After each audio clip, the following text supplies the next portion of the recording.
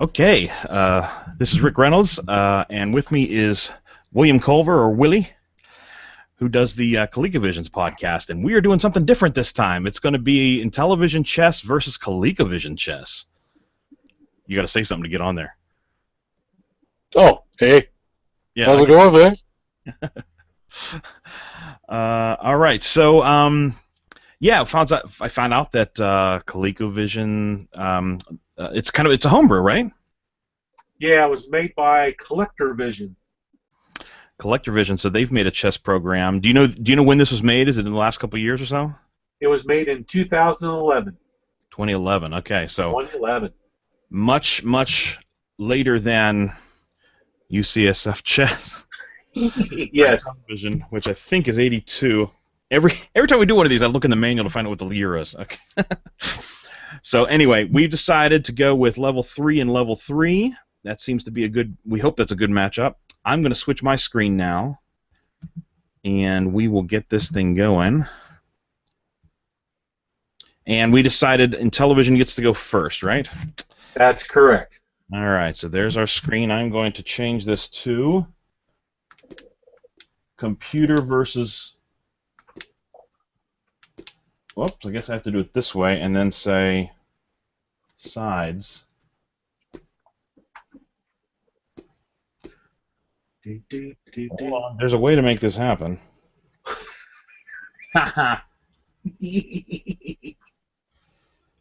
Sides. P versus C1. Yeah, well, it's player versus computer, but then when I say mode to go to P with P. Computer versus computer. PVC. Ah, man. Dun, dun, dun, dun, dun, dun. 8, 1, 2, 3. So sides just changes that.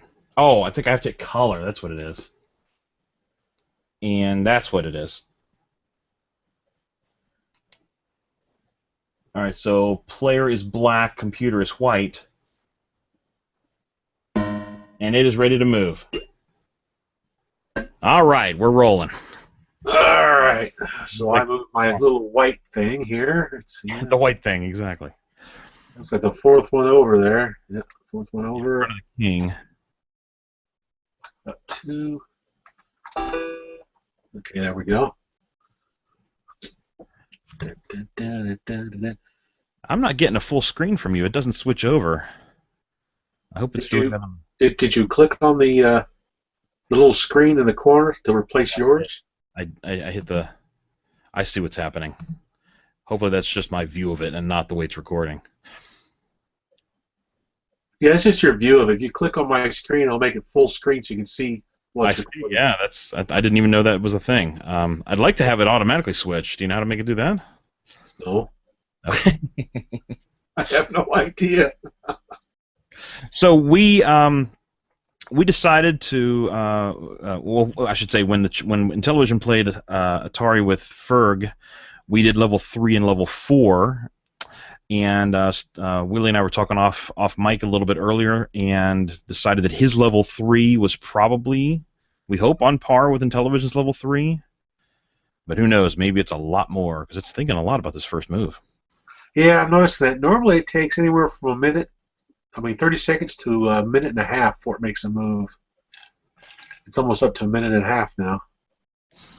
All right, hopefully it'll. I mean, King Pawn is not a startling first move in any chess. It's doing the Whopper thing here. It's trying all the possibilities.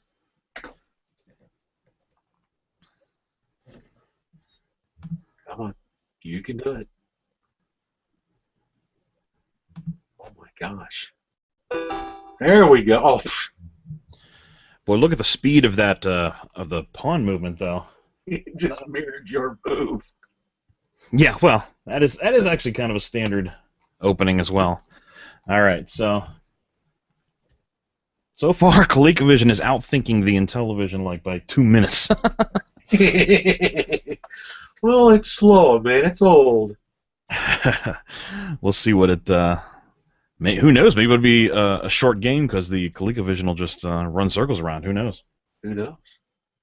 I have no clue about the relative strength of what you would expect from a chess programmer in 1981, 82 versus a chess programmer now. Oh, I heard something. Oh, there we go. All right. So Queen pawn up 2. queen pawn up 2. Queen pawn up 2. There you go. Doo-doo.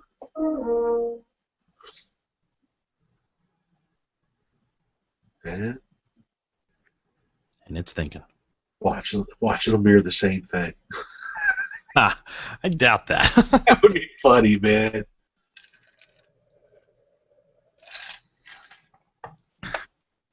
Dun, dun, dun, dun, dun. Yeah, I got the last copy of this game in existence. Really? They sold out? Oh yeah, this has been sold out for a long time. They had a loose cartridge still left over, and I was able to get a hold of it. Well, that's cool. Oh yeah, told me what I was doing. It's like, oh, that's cool. Now there'll be a run on demand. They'll be like, everyone wants a copy of Chess Challenger. Yeah. We saw the video. We want to get Chess Challenger for the Colecovision. Make some more. Oh! All right, so I will enter Coleco's move. Take that pawn. All right. Doo! Doo! Television is now thinking about a response. But holy crap, according to my television screen there, it's Coleco's thinking a lot more. Yeah. Yes, it is. Wonderful. What were the... Oh, here we go. Here we go. Queen. Whoa! Pawn.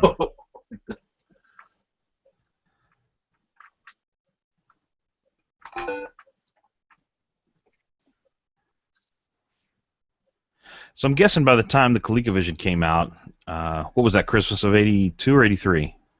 82. 82. I'm guessing by the time it came out, people were less enamored with having chess games on their consoles. You know, I'm not for sure there was even a chess game even planned for it back then. Right, right. Because this Chess Challenger is based off the Fidelity chess. Fidelity, did you say? Yeah, Fidelity. Yeah. Yeah, I'm not familiar with that program. Is that a computer chess? No, it's a set of rules. Oh, okay. But yeah, like I said, there probably wasn't one announced or planned on the books. ColecoVision's known for its arcade ports, so I think they were definitely in the action gaming. Yep, arcadey games. As opposed to thinking games.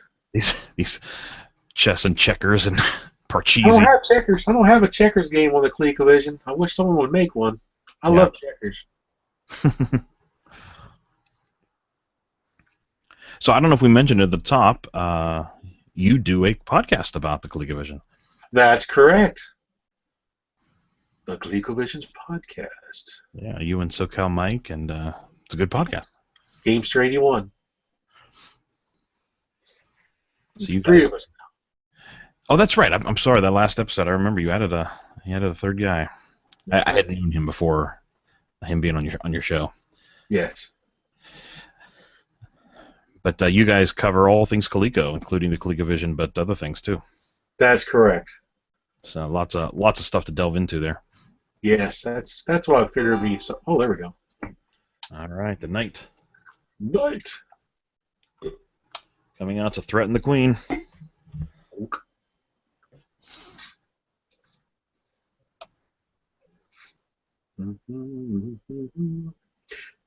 Yeah, we think it's a lot better to have 3 people to discuss things. You get a lot more interaction. We went with 3. I don't know, kind of by accident. Paul messaged me on maybe Game Gavel forums. Mm-hmm. I never logged in. I hardly ever log in over there.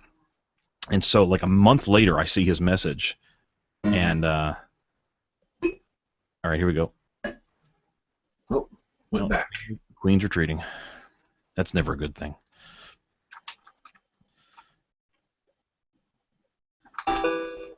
But so I had he had posted a question because he had seen an article. I got approached by some guy who was writing an article about consoles that just won't die. Yeah. He had seen something I had posted on my website, and then it got picked up at Game Gavel. Show your crazy collection. Yeah. And so he had seen that and said, "Okay, would you like? I'd love to have a collector / gamers, someone who loves the system kind of perspective for this article." So he quoted me a few times, and I guess Paul read that and said, "Hey, you seem to know what you're talking about, seemingly. So you want to do this podcast?" And so I didn't see it for like a month. So he thinks I'm not interested or something. So I think he puts out kind of a more general plea, and then William, a Burger Time, chimes in and says, "I'd love to do that. That'd be great." So the two of them start plans, and then I finally see the message. I'm like, "Yeah, I'm interested if you're interested." And he's like, "Oh, okay, cool. I guess we'll do 3 then." So it's lucky I checked the messages when I did, I guess. Yeah. Oh, heck yeah. Yeah, I certainly enjoy doing that show.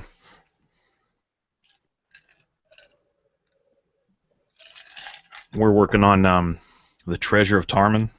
Oh, okay. For the next show. That's a good game. That is a deep game. Yes, it is. And I never had it growing up, and had not given it more than a minute's worth of play, in the last 10 years or so. And so I'm digging in like crazy, drawing maps on graph paper, because that is one intense game when you get down in there. Oh, there we go. Wow, I didn't expect something like that. That's an unusual choice.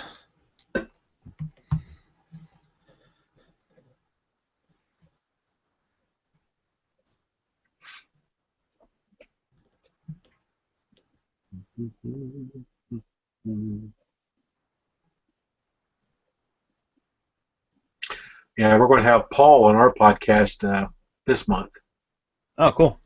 Talk about Space Fury, looping, and the Coleco Telstar Colortron.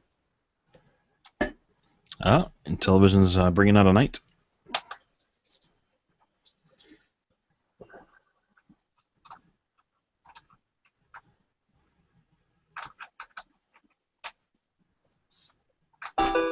Now, what controllers are you using tonight on this thing?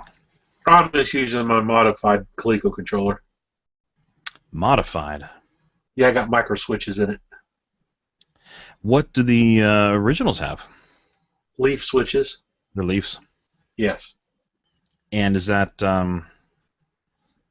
it gives you better response, I assume? Yes, it does. Yeah. It makes it much better. I have a Leaf 4-way joystick on my arcade cab, but my other joysticks are all the other joysticks for it's just the 8-way, and other sticks that I have for other panels are micro switches. Yes, that's the best way to go, micro switches. Well, the original Pac-Man joystick in the arcades was a Leaf, so I got one of those because I really enjoy Pac-Man, and I really wanted to have an authentic feel for that. Oh yeah. Yeah. So. But I did get a new joystick for the Colecovision, though. Oh. Check this out.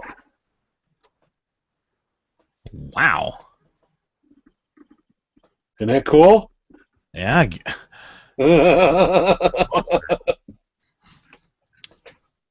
Works with the Colecovision and the Atari both. Has a switch on it. You flip. You can also select left or right-handed with it. Has an auto fire feature you can select. Wow. Yeah, it's pretty cool, man. It's pretty heavy duty. It looks like it has a bypass port, so you can plug a regular Colecovision into it to use the keypad. Oh, that makes sense. Sure. Yep.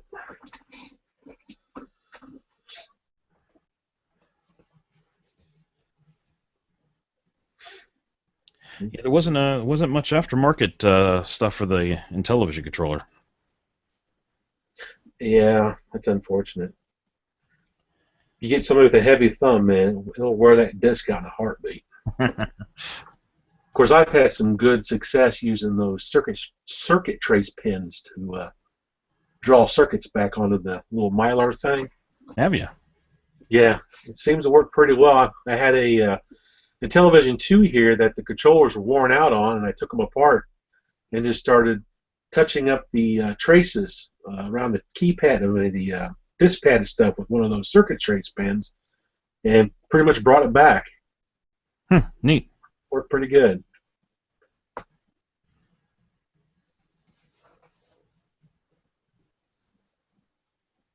I'm interested to see how the flashback Intellivision controllers are. Yeah. I'm hoping they did something to improve them. Yeah, I don't know. Obviously to have reasonable, well, we'll have to see. To have a real authentic feel, you still need 16 directions on the disc. Yeah. And Yeah, I'll be interested to see what they did with that. If it's supposed to be able to be used on the Intellivision 2 since it has the plugs on it. yeah. Oh, here we go. It finally moved. It moved the night. Moved the night, hopped out there. All right. Television's thinking.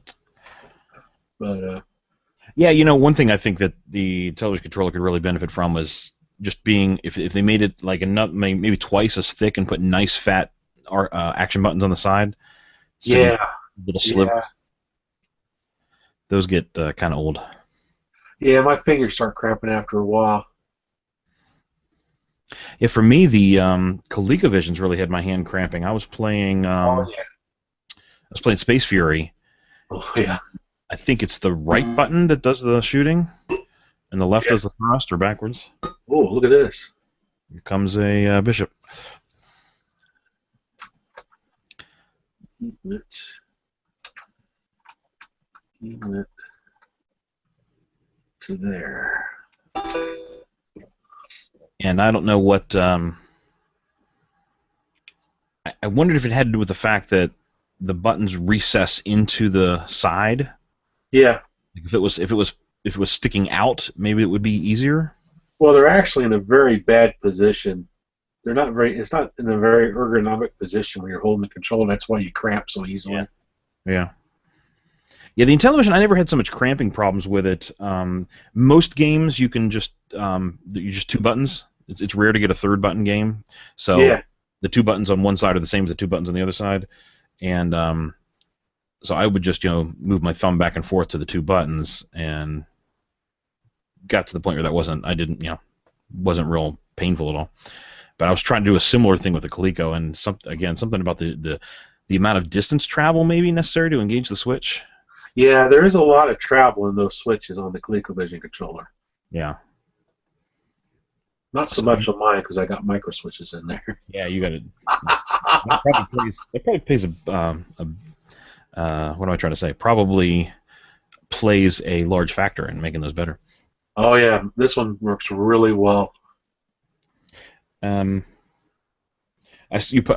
posted on your Facebook page the picture of that. What's it called? How am I going to say it? You're not going to say it? No. That's all I hear about constantly from my co-host. Yeah, I know. Well, I heard him talking about it, and I thought, well, I got to try one. He's fixated on that crazy thing. Yes, he does seem to be. I just forget what they're called. Something about the Amiga something or other. Power Stick. The Power Stick, there you go. Amiga Power Stick. Well, that is kind of a SoCal Mike trait to take something and just really beat it to death. That's okay. Yeah, another neat little trick you can do with the Colecovision. You got the roller controller. Mm-hmm. I do not have one, but yeah, I hear what you mean. Yeah, what I do with those is I'll put my joystick into one side and use my thumb on the edge of it to move things around, and it has built-in fire buttons. On the roller. Yes. Oh, here we go. Makes it a little bit easier to play some of the games. All right, pawn up 2. Mook. Yeah, I heard you mentioning that in one of the recent shows. And my experience with the Coleco is pretty minimal. I do have one now. Yay! I got that one and a multi-cart, so I'm going to be trying out a few of the games you guys are going over. Oh yeah, I love my Atari Max card. I've been playing a lot of protos. The Pac-Man prototype is awesome. Yeah, I think I fired that one up just because, again, I'm a Pac-Man person. Night is coming out. Oh, Night came out. All right. Oh, Ooh, it wraps around. yeah, I didn't know it did that. And to there. Boy, they really make that animation quick. I think it's a sign of a modern programmer aesthetic. You know, back in the 70s and 80s, you were kind of like, hey, look at that piece floating out there, nice. Going in slow motion. Enjoy this animation as I move this piece slowly across the board. The pieces move fast, but my thinking's taking a long time.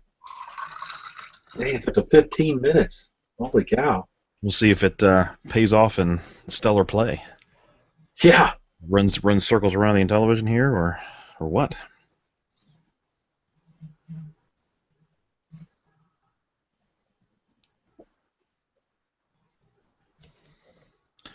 Those two pawns out towards the middle are attacking each other. I'm surprised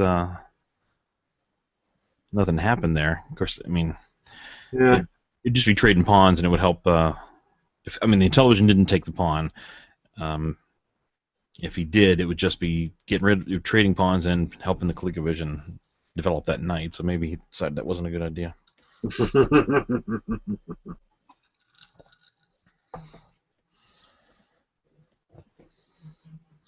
The move the Coleco made that has been shaking my head so far is the there he goes. He moves. Just talking about that.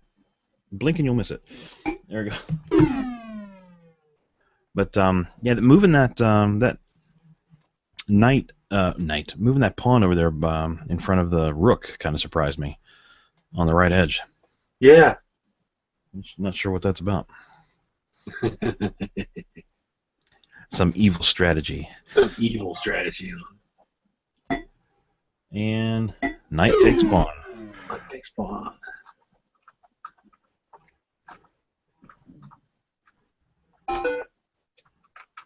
Nope. Do you know anything about the guys that programmed this? Not a whole lot. I can't remember the guy who actually programmed it though. It's one of the guys working at Colecovision up there, one of the programmers. Yeah. I mean, what little reading I did about the television chess was, Mattel didn't have people that were, well, in the early days, Mattel had farmed most of this stuff out to APH,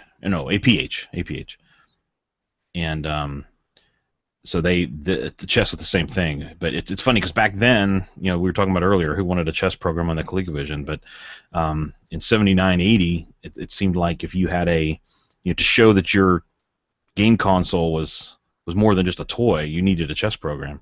Yeah. And like we were saying about 82, nobody cared anymore. No. Give us arcade games. Just get arcade games. Just get it over with.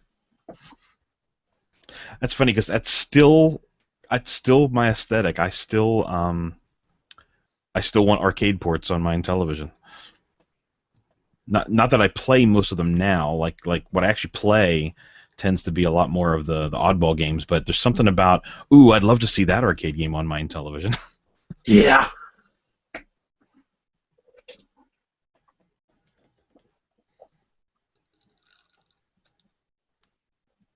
I picked up Moon Patrol for my Colecovision by Collectorvision. It's awesome. So that's one that never came out. Nope. Back in the heyday. Nope.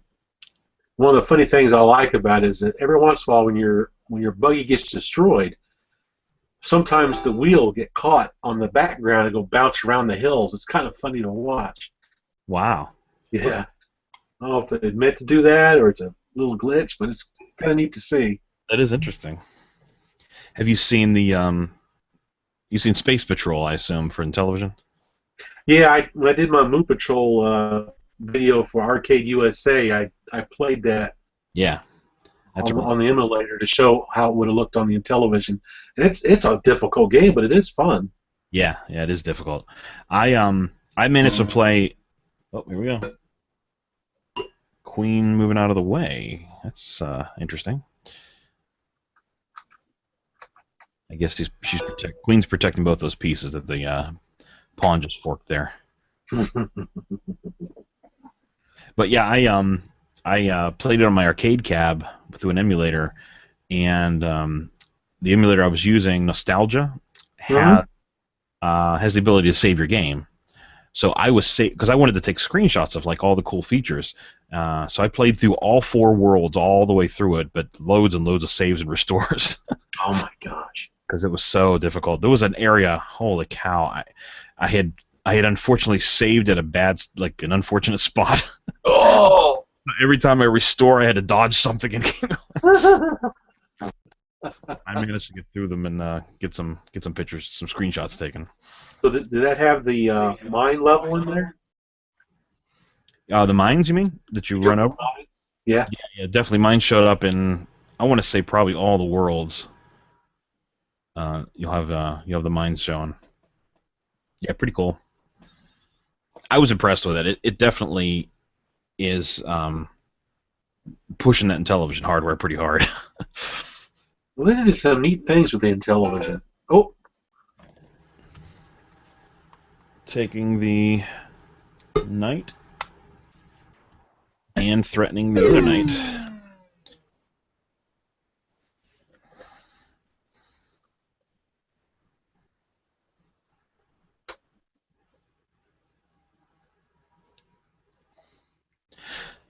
So you're a lot more familiar with the Colecovision catalog than I am. Uh, mm-hmm. if you take the arcade ports out of it, what other kinds of games did they do? There's quite a few educational games. Queen up. Yep.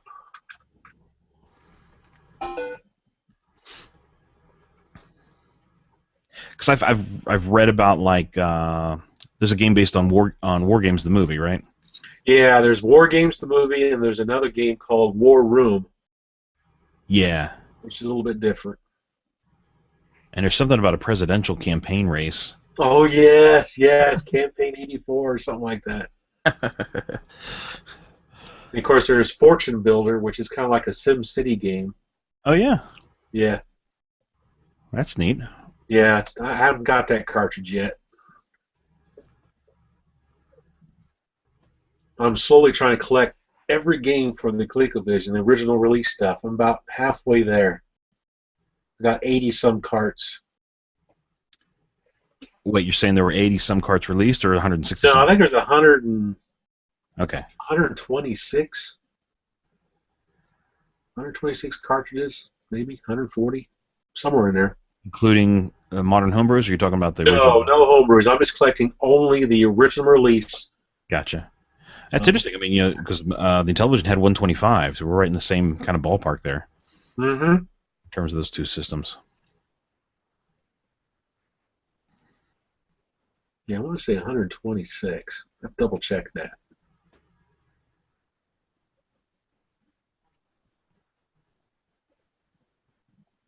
I'm always interested in like, what the programmers did with the system. We talked in the television areas a bit about the types of games that Intellivision is known for and or is particularly good at. Oh And yeah. tended to go for these simulation games with weird control schemes because of the keypad and Mm-hmm. kind of stuff. And it'd be interested to see what when you're not trying to do an arcade port and you've got a ColecoVision hardware, like what kind of games do you start making? I was just kind of interested to see Oh what yeah. until. I used to like playing. My friend had a television as I was growing up, and he was into the sports games quite a bit. I used to like playing the Super Slam basketball. Is that what it's called? Um, Super Slam Slam Basketball? Dunk. Slam Dunk basketball. Slam Dunk Basketball. There it is. Slam Dunk Super Pro basketball, yeah. There it is. Yeah. I like that game. I have never fired that one up. It's a good game. It's a lot of fun. Yeah, it's funny because Paul raves about the sports games, and particularly he raves about hockey. And we had growing up, we had football and baseball, and we knew all these other sports games were out there, but my dad never watched sports. I had little interest in any sports watching or playing, so we never played any of the other ones. And I had this very kind of far away looking at it, like, why would I want to play soccer? It can't be that much different from football, or hockey can't be much different from basketball. I mean, and that was just my impression of the whole thing. So I didn't, we never looked for those, and went more for the arcade actiony kind of games. Growing up, my dad and I used to like playing baseball on the Fairchild Channel F. That was one of his favorite games. Wow. I've only played a few Fairchild games in. Ooh, that's the Intellivision. It's gotten tired of waiting. I'm gonna wake it up here. There we go. Okay. Blacked out, man. I got to go to sleep. That friggin' Coleco's taking forever. Exactly. Well, there's actually weird features they built into the chess because the guy that was doing it, the programming it, he was trying to play a lot against it, to try to test it, and he found that on the high levels, I mean, it would think for hours, and so he would make a move and then go to bed or whatever, and so he added features to the game to facilitate that, like the screen blanking after a while, and there's a mode in it where you can say, look, I don't care what you're thinking right now, just give me your best move and make it stop thinking. Stuff like that. Because this old hardware with so little RAM and processor that's pales by the standards of today's, trying to do chess on these old systems. Thought for a long time. I think it's kind of cool having these systems compete against each other like this. Oh, there we go. He's bringing out the bishop. Yeah, I like it too. Bring out your dad. He's not dead yet. Not dead yet? I mentioned in the first video I did with Ferg where we did Othello, Reversi, that I got this idea from. Gosh, I'm so terrible with names. It's Carrington Vanston. He did it with another guy that I didn't know, and of course I've completely forgotten. They did an Apple II versus Commodore 64 chess match. Oh wow! Over YouTube like this. Retreating the queen. And I watched that, and it was really cool. And I thought, man, we should do this with because Intellivision was always fighting the Atari in those ads. Yeah, oh, that's awesome. We should do that, and then turned into a few things. Ferg and I have talked. We think with those three games are the only games we could do this with: checkers, chess, and Reversi / Othello.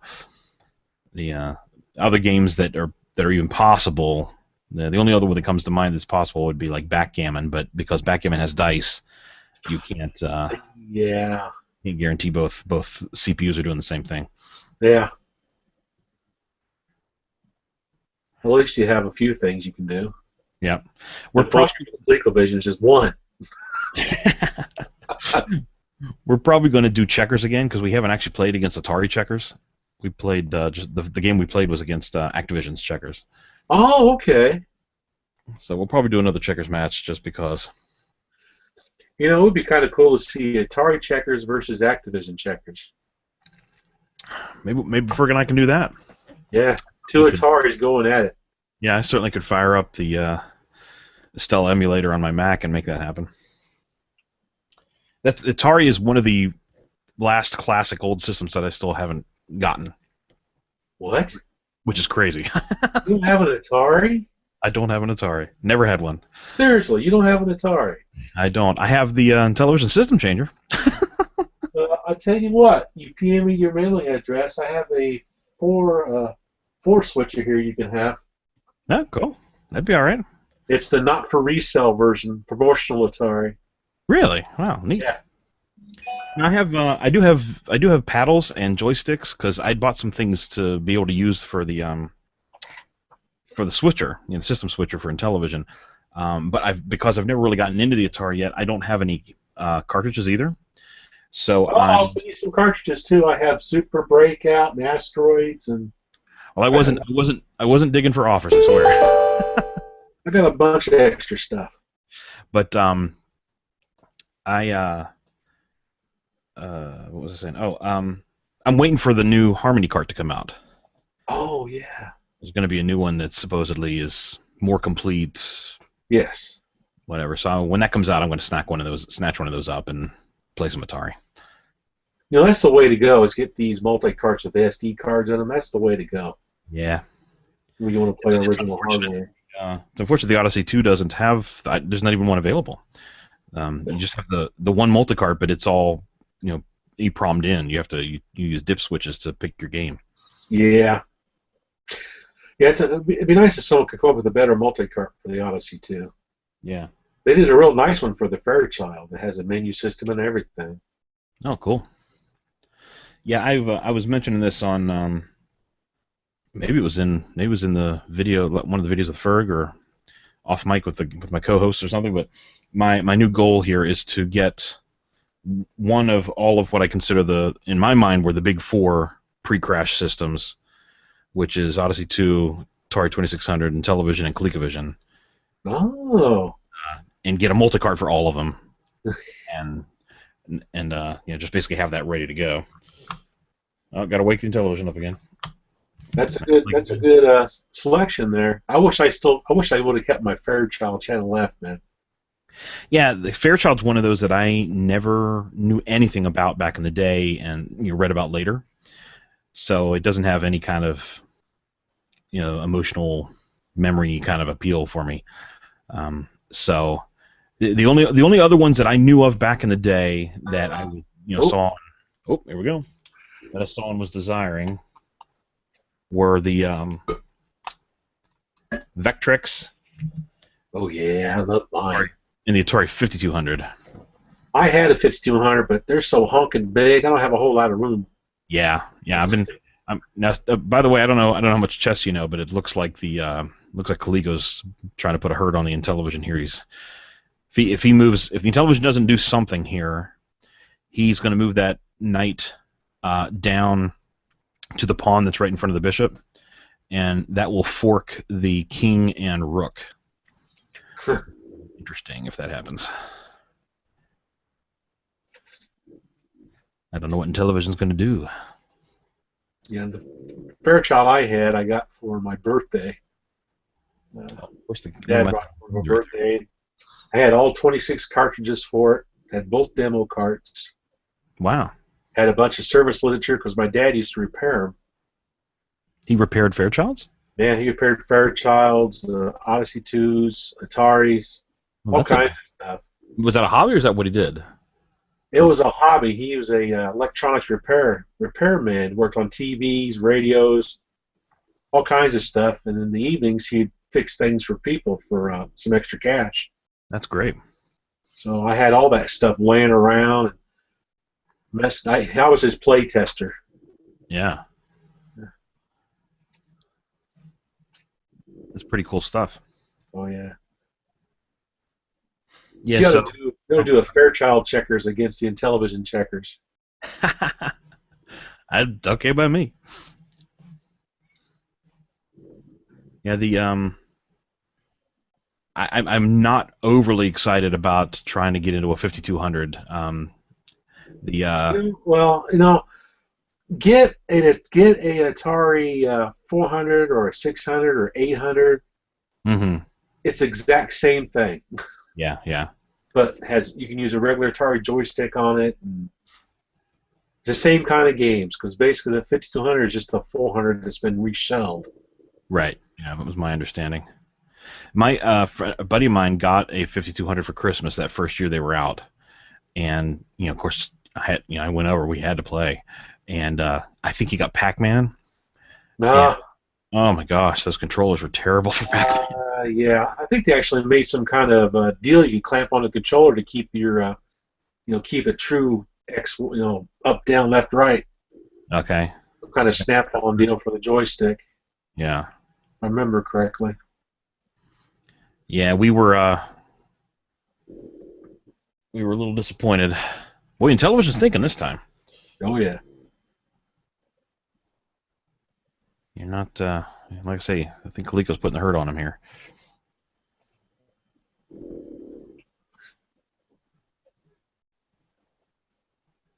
But you can see on the Intellivision screen the difference in time. It's pretty stark. All right, he moved the bishop back. Oh, check. Haha. He'll deal with this threat by checking your king. Do-do-do-do. Check your king.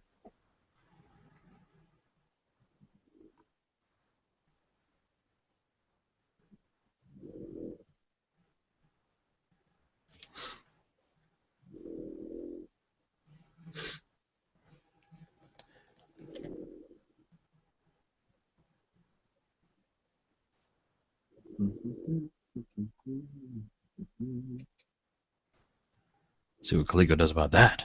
Mm-hmm. What will you do? Any number of ways of blocking that. I don't know what what it's going to do here, but Tap the pawn. Oh, there you go. That's the easy one. throw a pawn out there. Follow the grenade.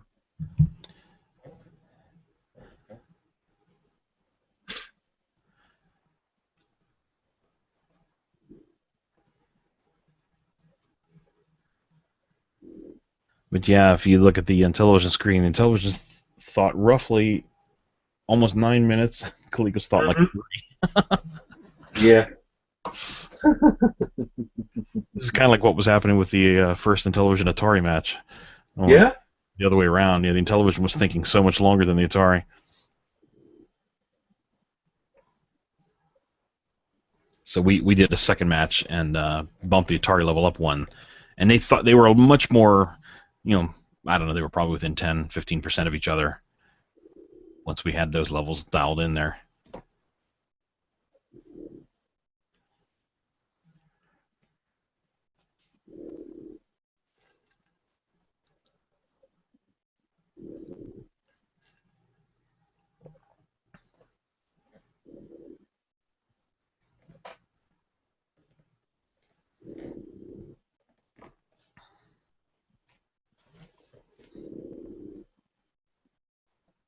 Television's thinking hard. Think. I think this was couldn't have been the only game, but it was maybe the first game that they got approval from budget and everything else to actually put RAM on the cart. Oh, really? Yeah, they needed more RAM to do the thinking, Oh. the storage for the different ways they're going to be thinking about the game. And again, we talked about this before, but it was such a prestigious thing to say that your console had a chess game that played a reasonable game of chess, Mm-hmm. And powers that be at Mattel Electronics thought that was worth putting the money into the carts, and that made chess. If I want to say the most expensive cart that they put out. If you adjust for dollars and all that stuff. Oh wow. But then then when you read when INTV took over, and they're doing everything they can on the cheap. They wanted to put together a game called Triple Challenge, which had chess, checkers, and maybe backgammon. I'm not remembering what the 3 games are. But to do chess, of course, you need RAM. Oh yeah.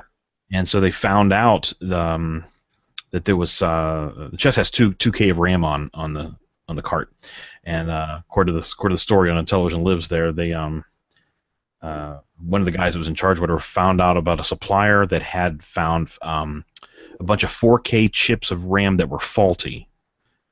And out of the 4K, though, there was 2K that was usable. So he picks up these 4K RAM chips for dirt cheap. and is able to use them in the carts for the. That's too funny.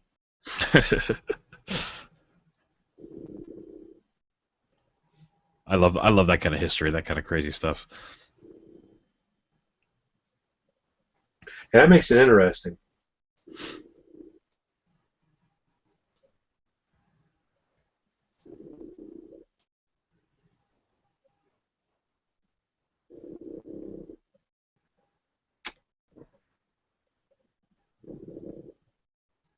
I assume you've seen the Angry Video Game Nerds Double Vision episodes. Yes. Yeah, it's funny. As a kid, I never, I don't know. I guess I never put that together that they were both using the word vision on the end of their names, and that made them oddly cousins or something like that. Because I mean, just it was a television, so it made sense that you would have a something vision plugged into it, um, and then yeah, he does that double vision episode, which I just I don't know. I've watched at least the Intellivision half of that way too many times.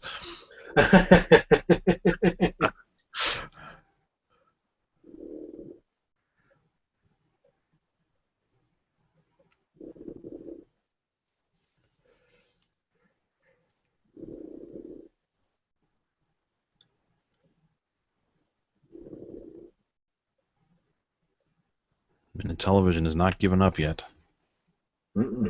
It's putting some thought into this one now.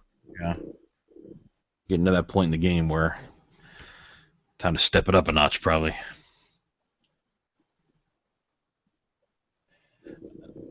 Interesting to me that we've gotten this far into the game and neither computer has chosen to castle their king.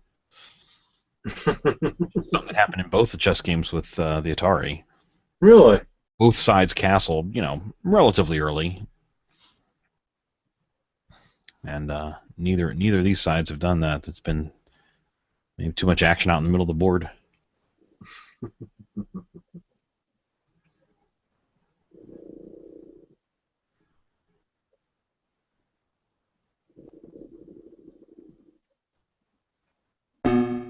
All right, here we go. Yeah, he just retreats the bishop. Okay. After all of that, I could have told you that was a good move from day one. You still honed in there on the king potentially if you can deal with that pawn some other way. Yeah.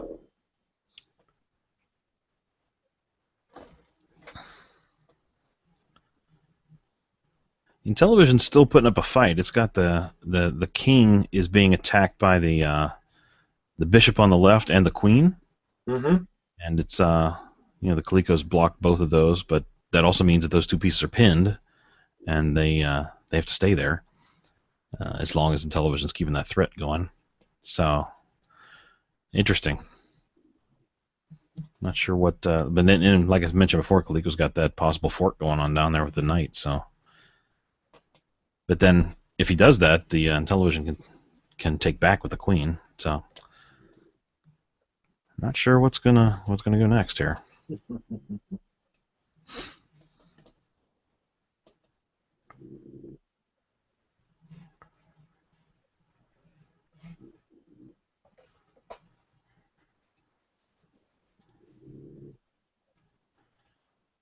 These games are always fun. Did you happen to watch the Othello Reversi one? Yes. I got towards the end of that one, and the Intellivision makes a couple of moves, and both Ferg and I were both like, "Oh no!" I'm not at all a Reversi, Othello, whatever another player, so I'm not thinking ahead at all about the moves. And then we're both just watching this flipping over piece after piece after piece.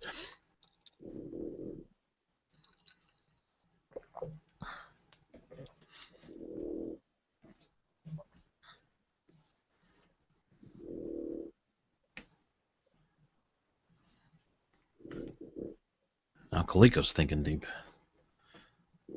Yeah. I mean, it feels like we're decently into the middle game here. I don't know. One of these guys will get on a roll and checkmate somebody, but might be a bit longer here. Oh. That thing's been flying across the board. Everything the Coleco does goes flying. All right. Bang. Let the Intellivision think about that.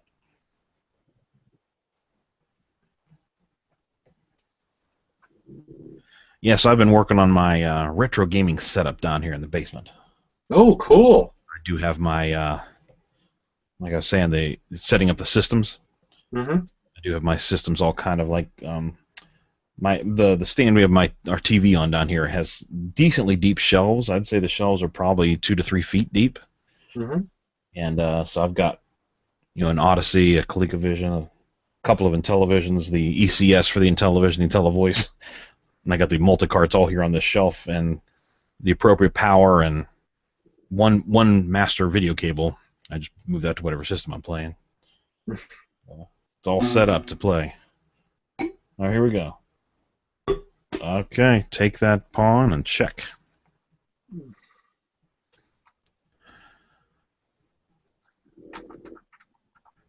Now, why Da-da-da-da. is that the check announcement sound? Yeah, it goes da-da-da-da. That's an odd. I don't know why the Intellivision did that, because that bishop can be taken by the pawn and the knight, but not the other knight. The knight in front of the king has to stay there, but I'm not sure what it's going to gain by doing that, if anything.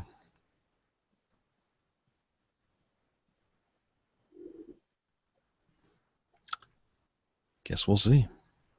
I predict pawn. Yeah, my room is just jam-packed with games and systems. Yeah, my wife is not a woman that would enjoy that. Oh, this is my little man cave. I can do whatever I want in this room.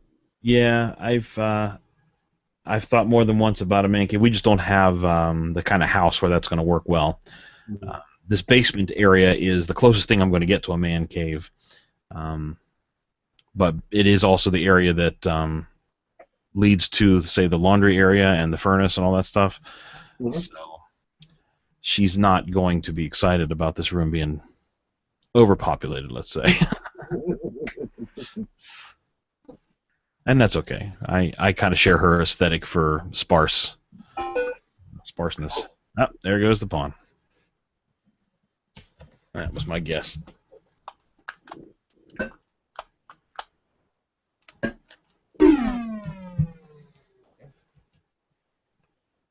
All right, see what Coleco does now. I'm Coleco. Intellivision. We'll see what Intellivision does now. He's got no pieces developed at this point. That is not a good thing. Other than the queen. I mean, the queen's kind of threatening the king. That's kind of a good thing. But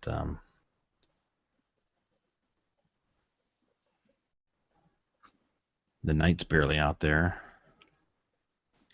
And everybody else hasn't even moved.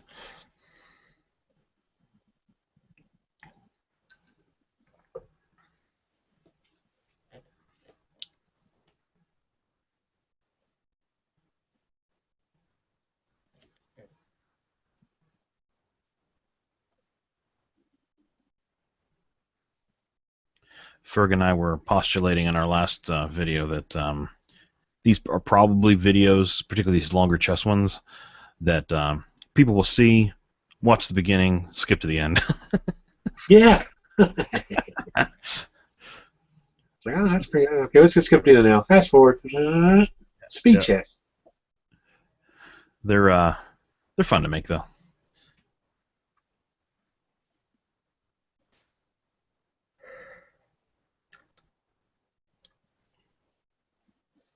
Yeah, I got some videos I need to make this weekend. Got one I'm making for Submarine Commander for Ferg. I want to have a little bit of DOS boot in there, some other stuff. I'm still on the learning curve for making a decent looking movie. short video or whatever for video game reviewing or whatever. I've got in my head what I wanted to do, and I've planned some things out and collected some video footage of different gameplay, but I haven't quite got it all put together in my first one yet. I want to use the Intellivisionaries channel to basically make a short video of the game that we do that month. Oh, okay. And then that would then always end with the idea of, hey, if you'd like to learn more about this game, we talked it up in episode 6 or whatever. That's a good idea. Go download that and get the full skinny on this game. So that's my hope. But I gotta educate myself on how to use iMovie and some things first. Oh, finally the castling. So you're familiar with how this works? Yeah, gotta move the king. Move the king. 2 squares. 2 squares to there. Yep. There we go. Ding, ding, ding. Nice little tune for castling.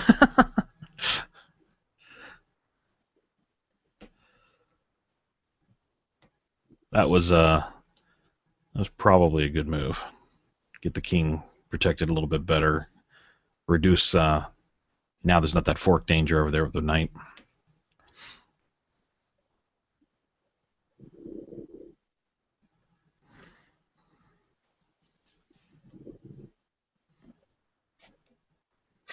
Sometime what'll be interesting to hear you talk about is why didn't it go the extra mile to add more to the exec ROM on the Intellivision to allow you to use the keypad and the disk pad at the same time?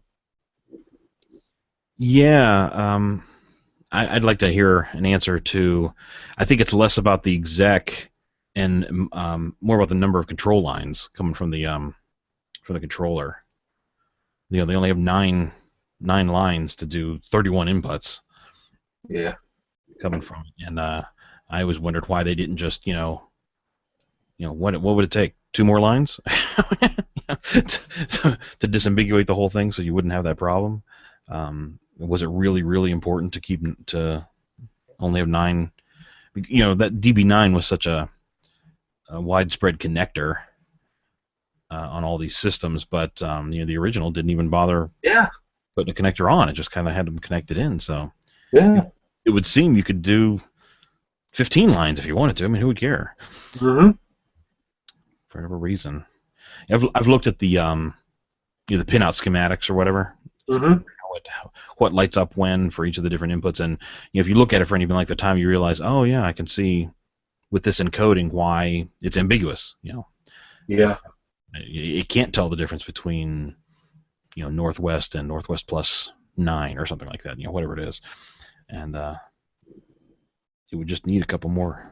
I haven't done the math to figure out like what would it need, like 2 lines, 5 more lines, But that's always been a shake your head thing for me. It's like, why were they so insistent on only 9 communication lines?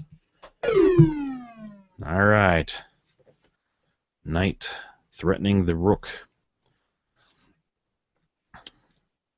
Is the Intellivision going to take the knight with the queen, thus releasing the pin on the knight in front of the king there, or is it just going to shuffle its rook over one in shame? One of my favorite games on the Intellivision is that Tron Deadly Discs. Yeah. But it just drives me insane when I'm running and I'm trying to shoot. Yep. Got to stop. He did neither. Wow. What did he do? He moved the rook up 1? Moved the bishop up 1, yeah. Bishop up 1. So now if the knight takes the rook, he's going to retake with the other rook. But there. Not a good trade. I think the Coleco would like to sacrifice a knight to get a rook. See what happens. Yeah,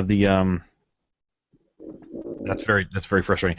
We never had Deadly Disc growing up, but we had the worst of the Tron games, the Mesotron.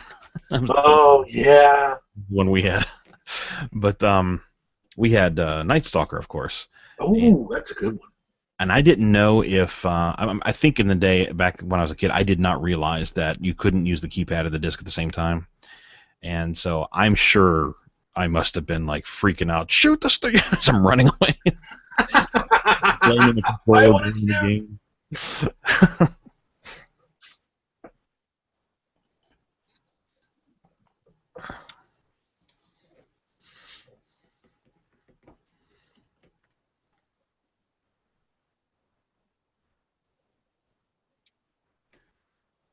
Coleco's not sure here.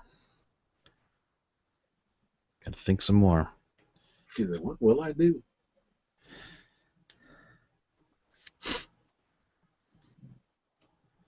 So, what do you know about the Coleco unit? Like, do you know anything about the CPU or the how much ROM or RAM's in it?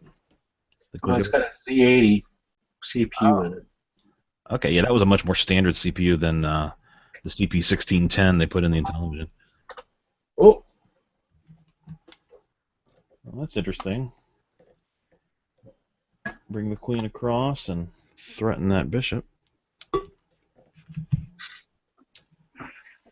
And I could see, just what I knew about chips of the era. I could see the Z80 being an easier chip to program for. oh yeah. I would think. Do you know anything about the how much ROM or RAM was on board it? Not offhand, no. I got it written down in my notes though, Sure, sure. somewhere. Yeah, that's interesting. The Intellivision was thinking about, Mattel was thinking about making what they were going to call the Intellivision 4. Mm-hmm. They were going to base that on the Motorola 68000, Oh wow. which was the chip they put in the Amiga. Yeah. That would have been Wow. crazy awesome. Yeah.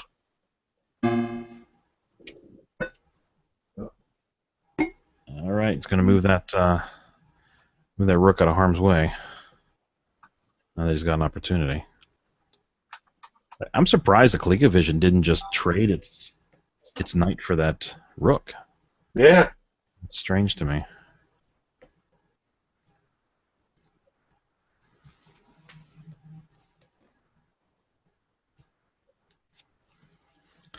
Yeah, I don't know if you've read much on Intellivision Lives, but I've certainly read it probably cover to cover.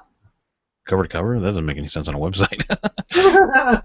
I've read that a ton of times, but that whole thing with the Intellivision 3 and the 4, um, the 3 was going to be something that just get something out there, get an update out there to compete with the ColecoVision and the systems that were potentially going to be coming out. Mm-hmm. Bump the graphics a little bit, add some convenience things, like embed the IntelliVoice so they could put more voice product out there, stuff like that. And then the Intellivision 4 was going to be this crazy breakthrough system. It's a shame that that the crash happened and that didn't come to fruition. Yeah. It's funny when you read the article on the Intellivision Lives, they talk about the Intellivision 3 suffering from what they call the kitchen sink syndrome. Everything kept going adding to it. Well, if we're going to do that, we might as well do those wireless controllers we were talking about. And if we're going to do that, we might as well get an updated exec, and we might as well, so just kind of died by 1,000 cuts, kind of a thing. Got too complicated.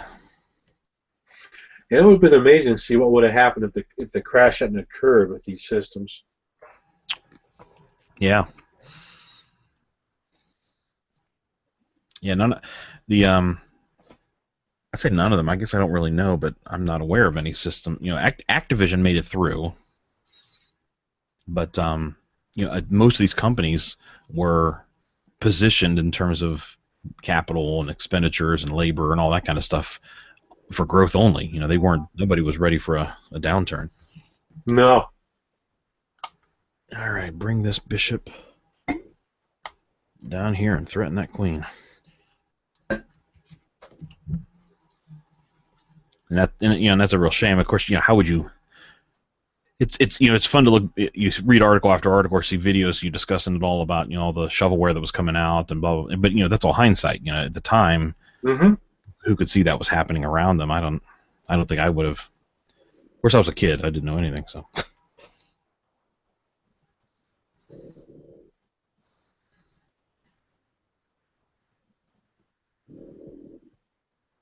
It Yeah, I it don't doesn't. really recall the crash too much because back when it was starting to occur, that's when I got my first car and I Yeah, started cruising the strip and didn't really care too much about video games at that time. yeah. Same thing happened to me. Oh, Here we go. Queen up there by the queen. Holy cow! yeah, I will threaten you right to your face.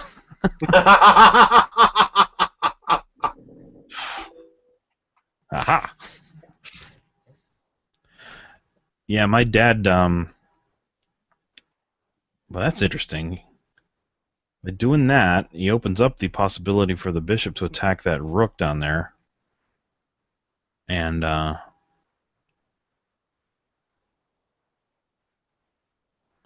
as well as obviously the queen situation. But yeah, my dad got me a Commodore 64, like literally one of the first ones they shipped. oh Like wow, we had a Commodore 64 with one of these crazy low serial numbers. I think it was a 3-digit serial number or something. oh my gosh. Yeah, and it was great. And then that thing developed some kind of problem. We sent it back, and we got another one with some crazy 6-digit serial or something. No longer quite as special, but yeah, my dad was really early on that movement there because he was working for the government. And they had computers there. They had Apples, and he had a Commodore PET computer. And when Commodore came out with a home computer, he had used the PET enough, and he'd actually had me in to work, and I'd played with the PET and programmed it a little bit. Um, so he bought me a 64 as soon as they were available, which is weird because I'm surprised he didn't get a VIC 20, which was out earlier, but he got the 64, and I'm pretty sure I didn't touch the Intellivision after that. Yeah, when we got our Atari 8-bit, I didn't touch my older consoles anymore either. Yeah.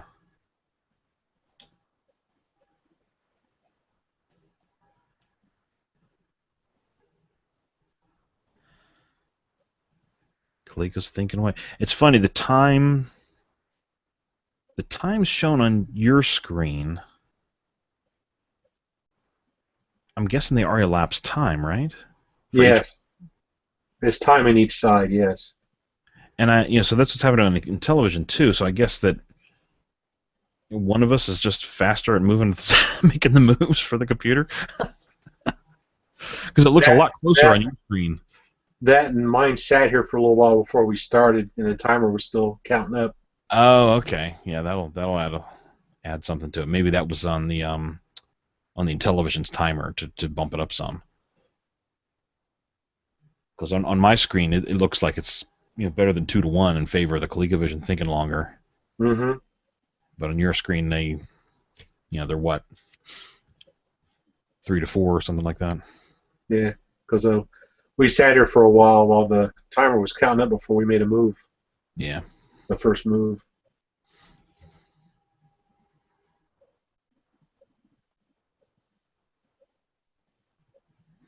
Coleco's not sure what to do about that queen.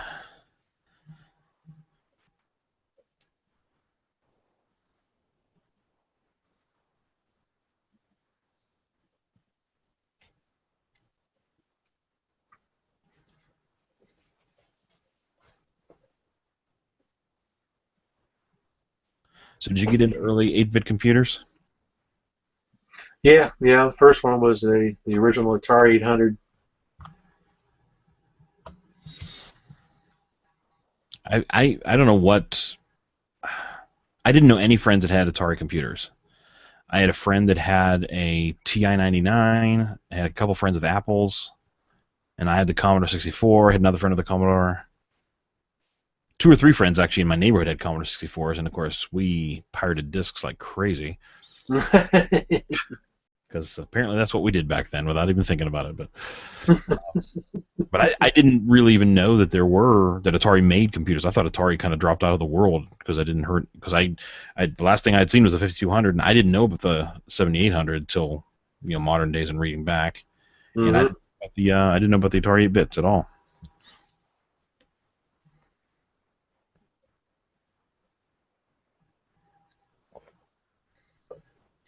My dad was not one that subscribed to I would say, like, the magazines of the general magazines. Like, Oh yeah. we got Compute for a while, and then we got Compute's Gazette, which was focused entirely on the 64, and I didn't read Compute anymore. I guess I must have read seen the ads or something in Compute for the Ataris. I must have, but like I have no memories of it. Oh, Kabang! Take that.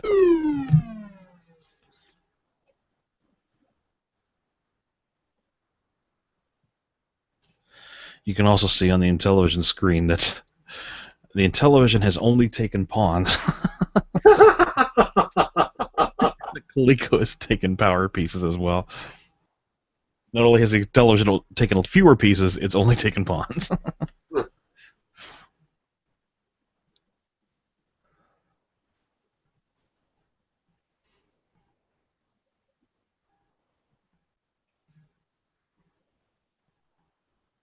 I like the. I kind of expected to see a better chessboard on the Coleco.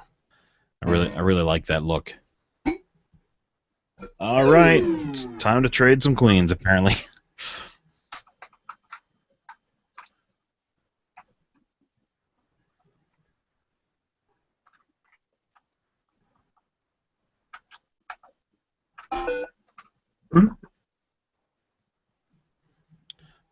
But we talked in the video with Ferg about the Intellivision screen, and it's a tiled background system. Mm-hmm. It's very obvious to me that the chessboard is just a 8x8 selection of the tiles that are the background of the Intellivision. That was the easiest thing to do. Oh, okay. Yeah. So that's why it's kind of small, sitting in the middle of the screen, Huh. with a lot of landscape around it. Big fat border all around it. Put little Frenzel lenses in front of it.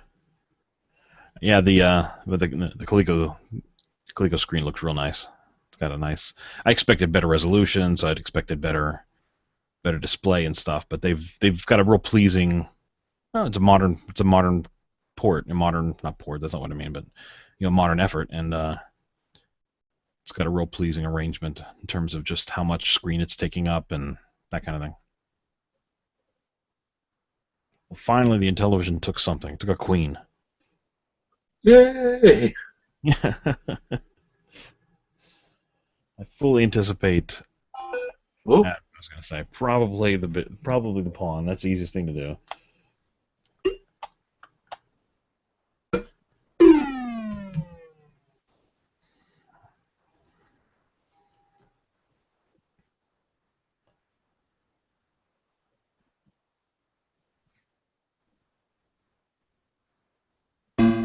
Oh, quick Wow, move. fast. And take out that bishop. Get that out of my face.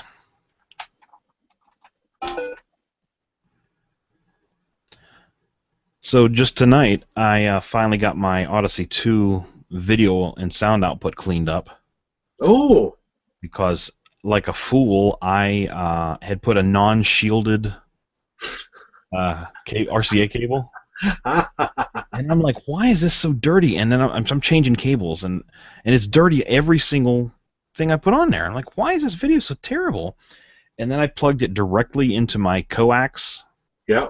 That I plug in my TV, and it just cleans up immediately. And I'm like, oh my goodness, I'm an idiot. And of course, the cable that was the best was the cable that came with it, because those were shielded. That's right. Dummy me. I wasn't even thinking about it. I might have mine to have composite output. Yeah, I'm not. Oh. I'm not. I'm actually an electrical engineer in terms of my undergrad, but I do nothing but software now. Oh. But I never got fully into electronics, and boy, do I wish I had. So I don't feel competent in doing those kind of mods. Um, and I've had I mentioned this on our podcast. I had two of my Intellivision units. I sent them to somebody. All right, bring up the night. I sent them to somebody to do mods for me on two of them, and neither one came out real clean. I wasn't real happy with it, and so it's kind of like, I'll just deal with RF. Yeah, this picture I got on my screen right here from the Colecovision, it's RF. I got a real nice shielded cable on it.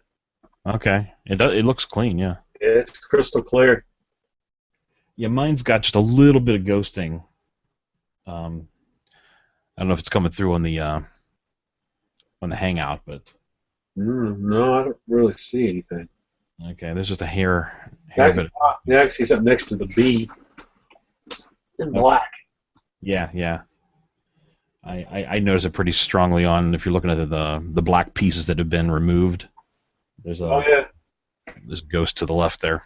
Like, don't point it out now. I can't keep from looking. Shouldn't have told you. Yeah. But this is actually an Intellivision 2 unit that I'm using. And okay. Out of the various Intellivisions that I own, this one's got probably the cleanest output, and that's just the one I use for all this stuff. Yeah, my Intellivision System 3 has a real nice output on it. It's pretty clean. Yeah, I might have to go through them all again and just verify that. You know, I did this, I don't know, a year ago. Plug them all in to see what they would do. Okay. Night. Retreating back there.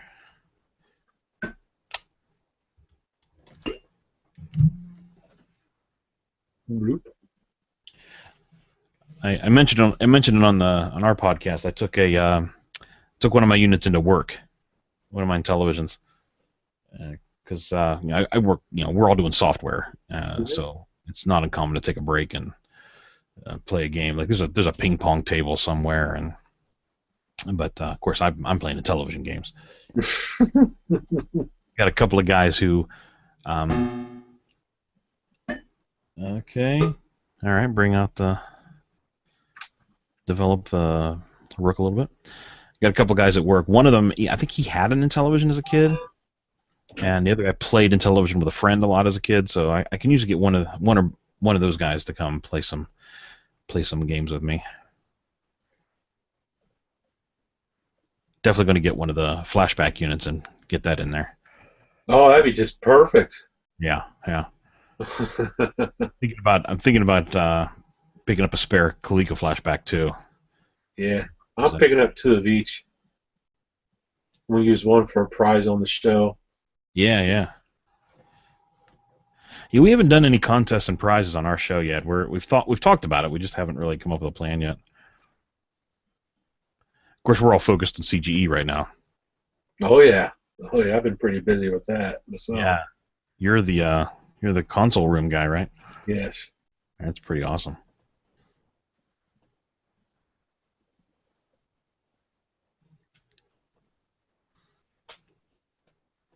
This will be my first one. I'm very excited. Oh, it'll be a blast.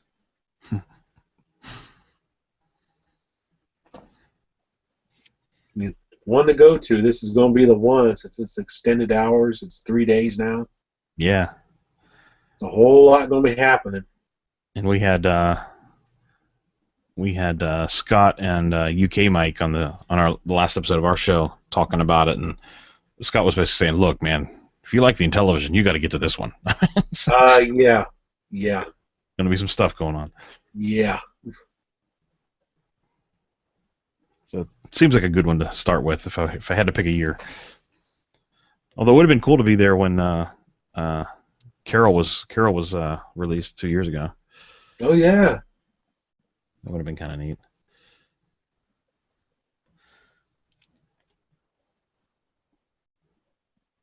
I was at least aware of it a couple years ago, and then I was aware of I heard about the emergency gaming convention. Yes, PC, yeah.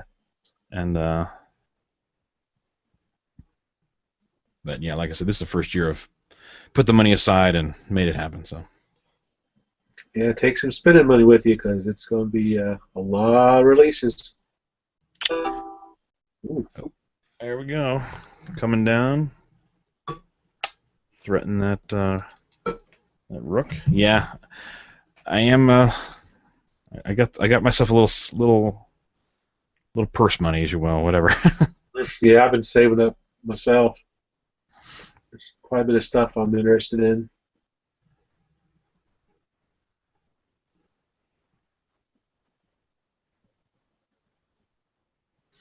I'm wondering if the new Harmony card will be out and be available there Oh, that'd be cool. for the Atari.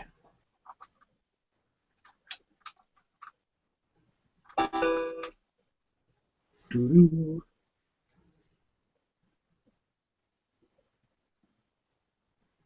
Because once I get that Harmony, I'll be more or less comfortable with what I was really hoping to achieve in terms of retro systems. You know, at that point, of course, I could find me a roller controller for the Coleco or some of the extra things, but the core will be there, and I'll be Mm-hmm. sit down here and bask in the retro goodness.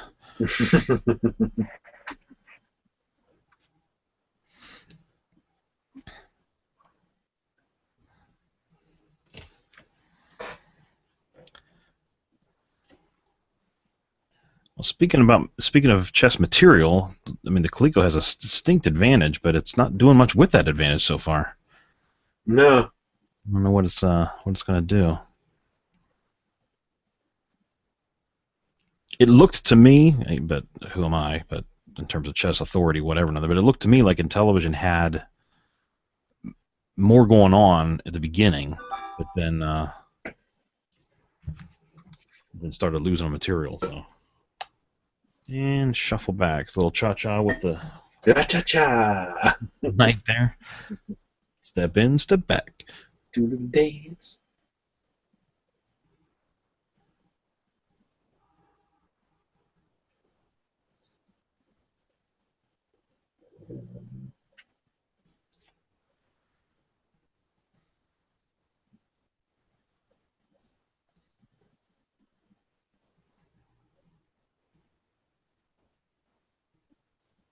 I didn't ask. Do you play much chess? Not anymore. I used to a long time ago. I was in high school. Yeah, there was a time in high school when all of a sudden it was the thing. Everybody was doing it for a couple of months. All this chess. And everybody went out and bought those little portable chess games and we'd play them in study halls and whatever. Yep. And it was like all of a sudden it was a thing to do. And of course I played as a kid earlier than that, just because I was one of those kids who. Okay, right up there by the pawn. I was one of those kids where if there was a game, I wanted to learn the rules and I wanted to play it. I mean, I was just whatever board games people were doing, I wanted to do it. And, so chess, oh sure, let's do that too. And then, but I've never been particularly good at it. And both of my boys are trying to learn it. They're 7 and 5, so they're not putting in particularly deep chess strategy by any stretch at this point, but they're getting a lot of practice in learning how the pieces move, which I figure is good foundation. I had a really neat science teacher that had a chessboard, real nice one, set up in the classroom, and we sit there and play against each other. I'd make a move, and I'd take off and go to the next class, and when I come back in the next day to go back to class, I'd make another move. You and the teacher? Yes. Oh, that's cool. Yeah. It was a lot of fun. They'd last pretty much almost the entire school season, almost. Making one move a day. Yeah, right. Or you could. For a while, I was doing the letter thing, playing chess by mail. Oh, okay. I've read about that. Never did that one. Of course, now you can do it over the internet in real time. Oh yeah, real time. And you can do it with old consoles, apparently. Yeah, that's right. Quick move. Block that pawn, I guess. Just stuff moving everywhere. C5 to A5. Whoop. Yeah, you're getting the notation at least. I didn't nothing like that on the Intellivision side.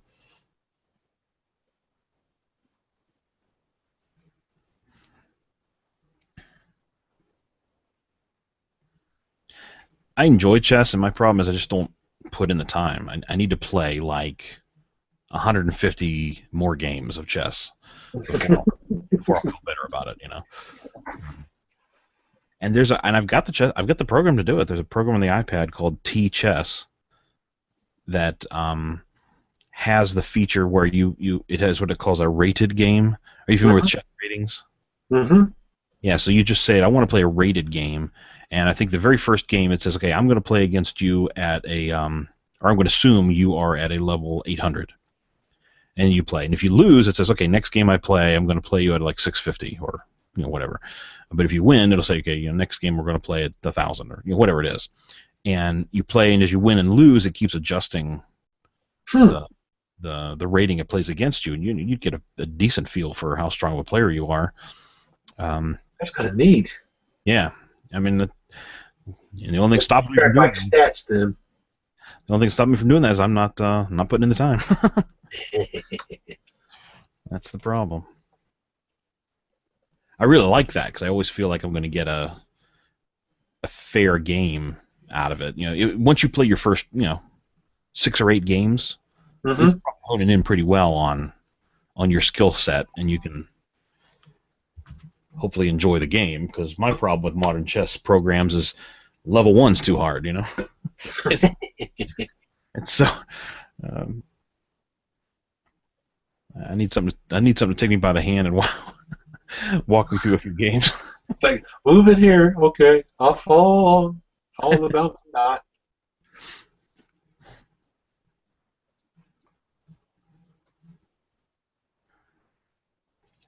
One of the things I like to do is when I'm flying on planes across country, I'll fire up a podcast and I'll fire up a board game or something on my iPad and play checkers or Chinese checkers or stuff like that. Passes the time quite well. Yeah.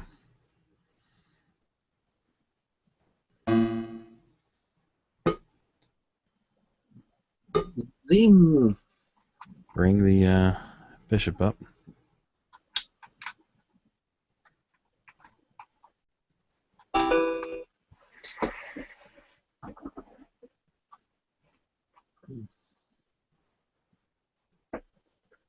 As soon as SoCal sends me those Colecovisions he's supposed to send me, I want to do some mod videos.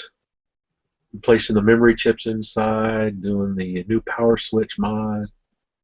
Oh, dee. Oh, down to check. That's kind of a weak check, but okay. Yeah. He doesn't really have any support. He's just flying out there. Yeah. Kind of like what I do. Just fly out there. Fly out there and get it done.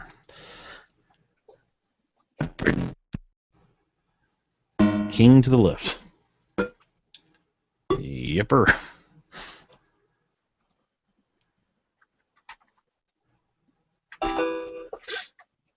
Ding.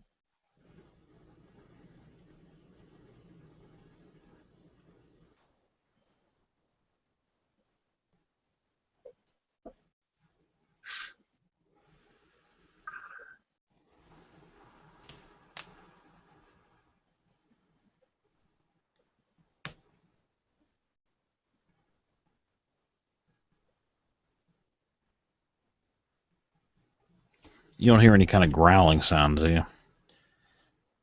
No. Over the mic? Okay. The cha-cha again. Yeah, the cha-cha. Cha-cha chess. There you go. I've got, are you familiar with Drobo? What a Drobo is? No. It's a company called Data Robotics, and they put out this kind of like a more modern take on RAID for storage, disk storage. Oh, okay. All right. Somebody took something. Yeah. There's some action happening now. Finally.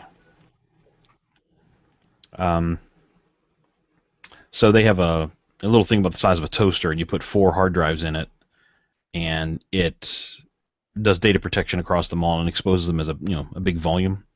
Okay. I've got a couple of them here that I use for backups and this and that and the other. And one of them, the fan is dying and it's just rattling and rattling, and I'm like, it's kind of around the corner. My data closet is under the stairs here in the basement, and I was wondering if there's an issue here. Thankfully, it's apparently not getting picked up too much. That's good. Yeah, I don't hear anything. That moved. Oh, yep. Sorry, I missed that. Recapture.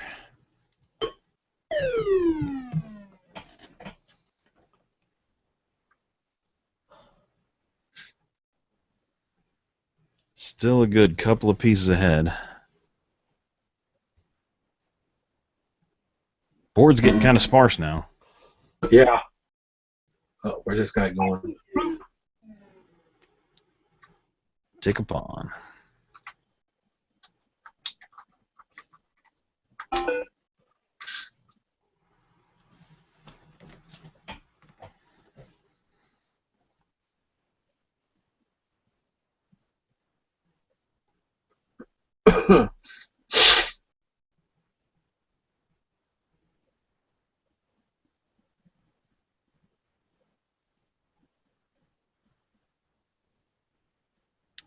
I predict some more cha-cha with that knight. Yep. He's...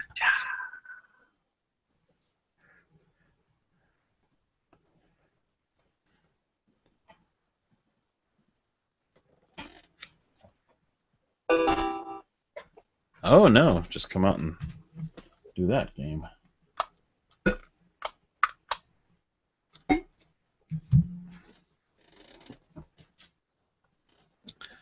If you take my knight, I'm going to take your rook. Doop-a-doop. Oh. Oh, just take the rook. And call it check. Pretty weak check, though. Da-da-da-da.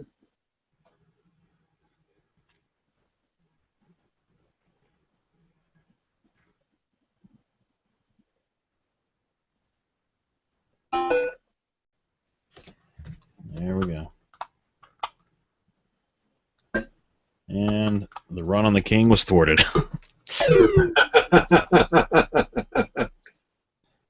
Okay, it's getting a little ugly for the Intellivision now. All he's got is a knight out there.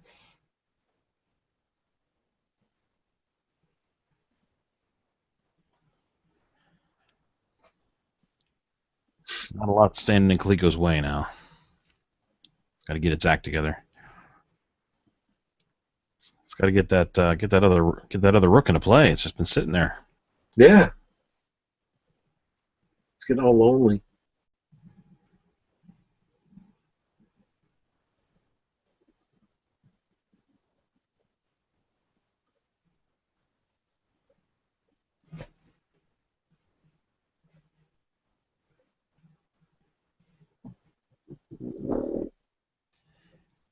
Everything on the Intellivision screen is so. Everything's a background tile. You know what I mean? Everything's. Mm-hmm. Every single piece of artwork or everything that's on there is an 8x8 grid of some kind, and I wonder if they even. I'm guessing the crosshairs is a sprite, but the cursor is a sprite. But I'd be surprised if there's more than one sprite being used in this game. Yeah. Maybe the animation, when you're floating a piece where it goes. Probably do that with a sprite, but then convert it to a background tile immediately.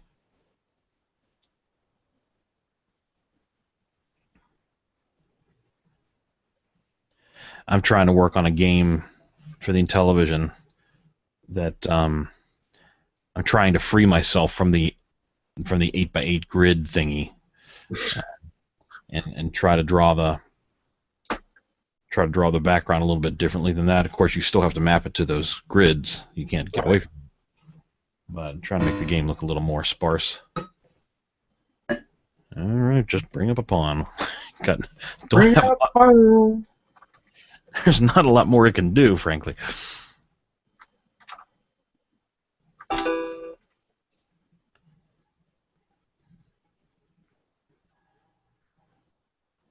The last system I programmed for was the Atari 8-bits. He's writing all kinds of games on there. I had one I was going to send in to be published. Yeah. Was that in BASIC, or were you doing assembler? No, it was in BASIC. Yeah. Using the player missile graphics and. Hey. Finally decided to castle. Good.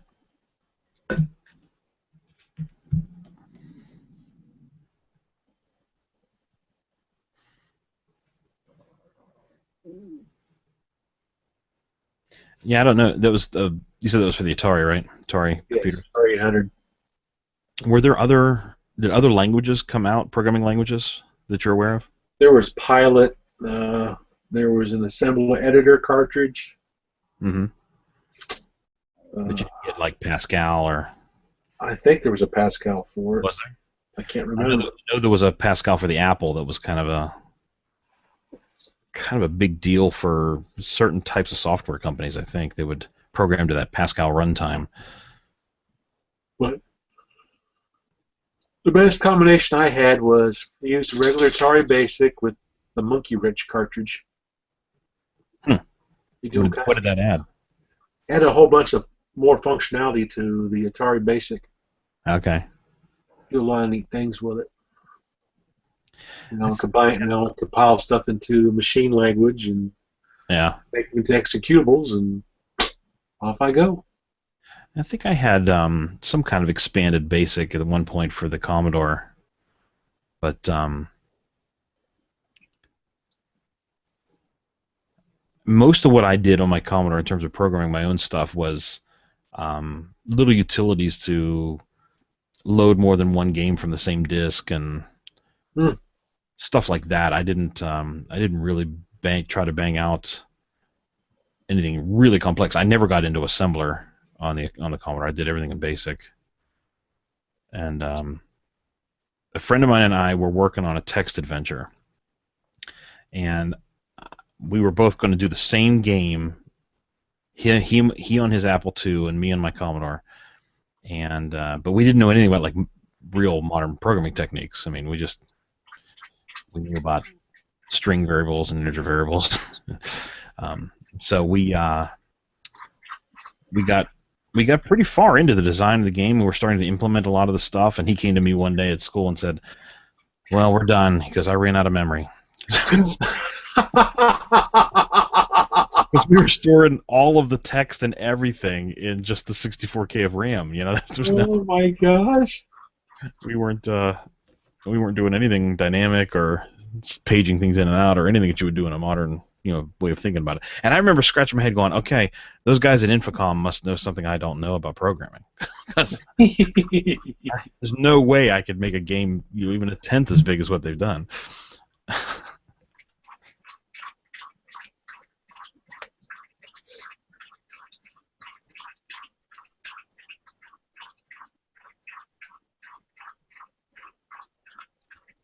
Television's thinking hard about its two pieces. Yeah. What will I do? What will I do?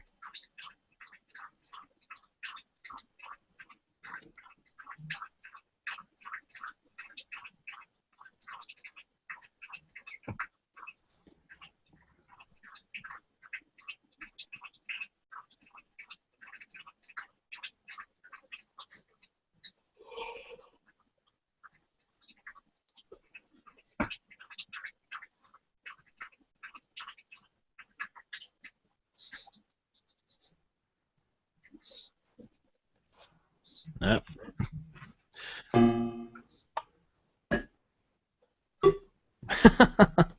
Well, there we go. All that for a pawn. There you go.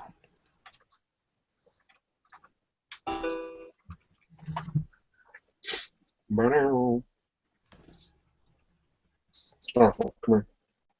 Come here. Get away from there. Come on. Come here.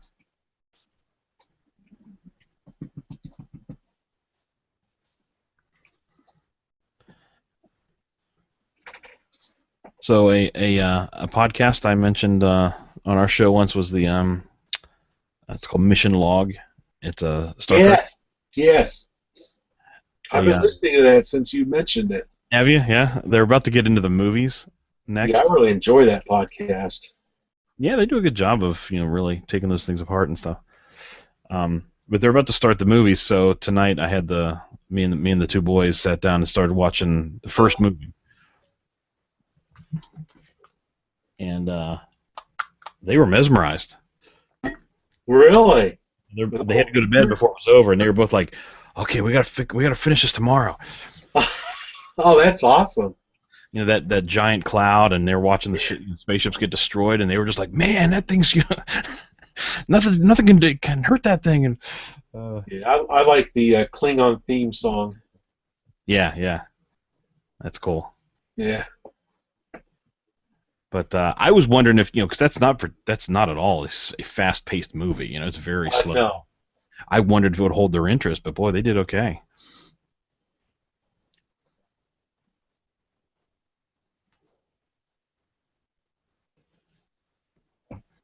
It was definitely not a fast-paced movie, that's for sure.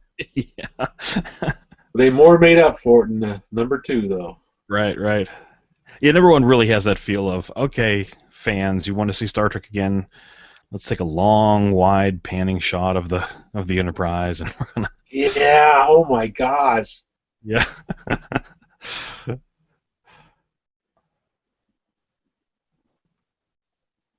Yeah, that shuttle trip up to the Enterprise is, I don't know. I should time that sometime. It's minutes long. It's Yeah.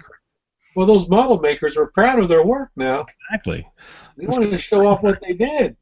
Let's get some screen time on this detail we put on this thing. Yeah. Yeah, I remember the Christmas that the first Christmas after that came out. My mom and dad got me one of those Starship Enterprises that had the little dial on it. You can turn it on and make the warp sounds. You tilt it back and it start to warp up, and had a little button you push, and the lasers with sound effects would go off. It was a pretty neat little thing. Then it had the Remco Vertibird that was the Enterprise.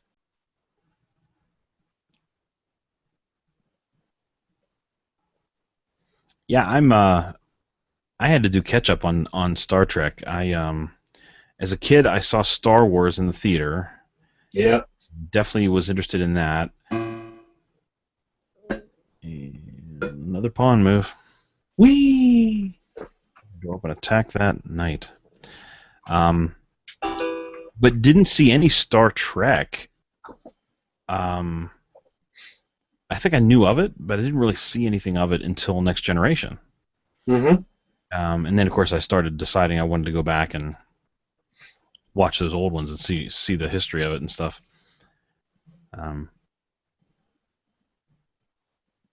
But neither of my parents would be interested in science fiction, so there was nothing. If I didn't find it, it wasn't going to be on.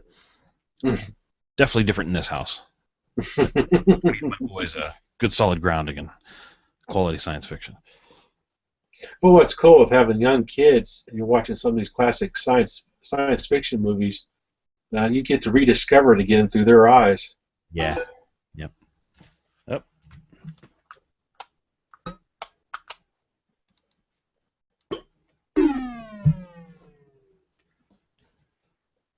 Yes, indeed.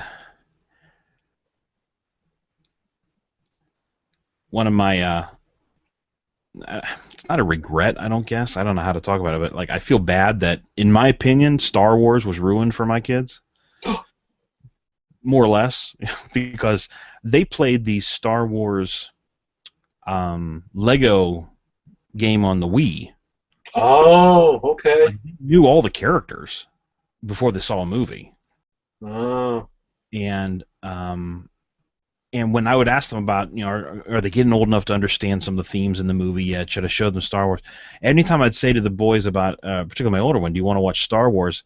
All he wanted to know, all he wanted to watch were, all he was interested in was like clone troopers, and I'm trying to think what he said that I'm like, well, That's in the prequels, and I'm not interested in watching those. Like, it's like you need to watch this movie. Watch this movie. So neither of my boys have seen the full prequels yet. I got a hold of you. Are you familiar with the Phantom edit? Do you know what that is? No. It's a fan edit of the Phantom Menace. Oh, really? He cuts out like nearly a half an hour of the film, maybe more. I don't remember what is cut out, but it is actually a much better film with the changes the guy makes. Oh, really? Hardly any Jar Jar? hardly any Jar Jar to speak of. Yeah, there we go. And it. I remember my wife went to go see that movie. We stood in line. It was a big hoopla thing. Oh yeah, it was a big deal. The theater was packed, and we're watching the movie. And then when Jar Jar came on the scene, you could hear a unanimous sigh in the theater. I about died laughing. Everybody's like, "Really?" Yeah, yeah. You know, it. Have you seen the documentary, "The People versus George Lucas"? Yes. Yeah, I love it when the guys, they're talking about episode 1 and how the fever build up to it and how great, and then the guy says, and then Jar Jar speaks his first line, and I thought, oh, it's going to be one of those movies.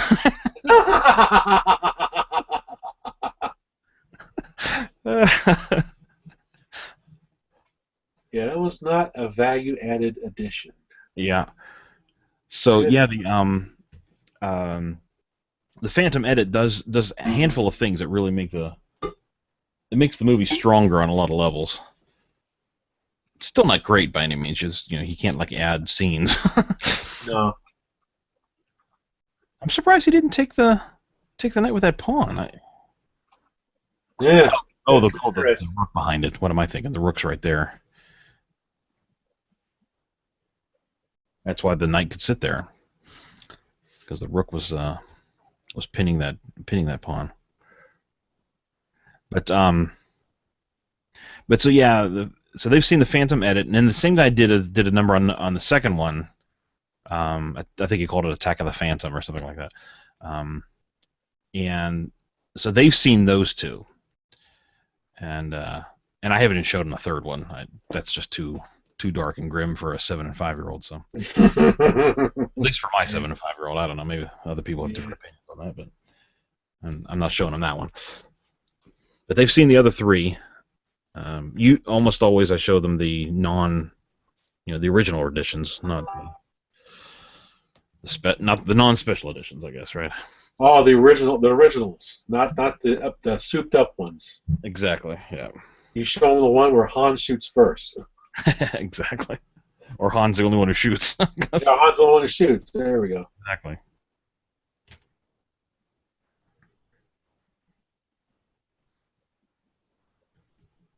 Are you familiar with there's some guy wrote an article and it got linked to all over the internet, and it got kind of it became kind of a thing that what does he call it? The something order for watching the films. It's like the chopped up order or the machete order, I think maybe. Okay. And what he basically says is what he suggests is that you try is skip episode 1 altogether. And he says it turns out that there are only 2 very minor facts that are in episode 1 that aren't repeated in episode 2. Like there's so much that just dialogue reestablishes in episode 2 that you really don't even need the events of episode 1. And so he suggests what you do is you watch episode 4, then 5, then watch 2 and 3 as kind of a flashback. Mm-hmm. Then watch 6. And he claims that when you do that, it focuses more on Luke's story. You have a flashback to see how his father was, right? And then he said it makes Jedi so much more interesting because the last thing you saw was Anakin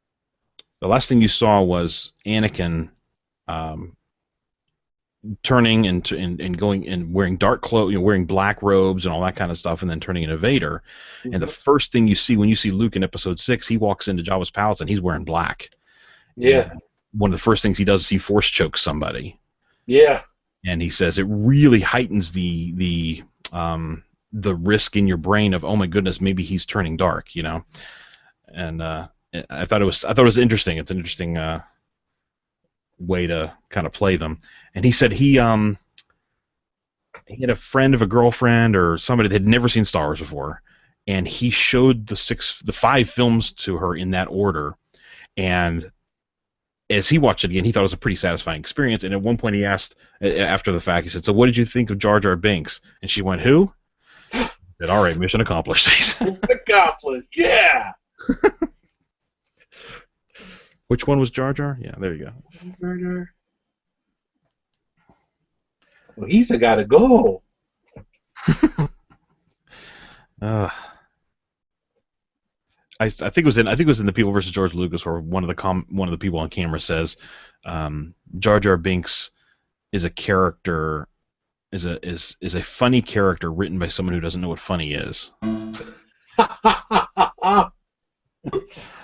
All right, here goes a pawn.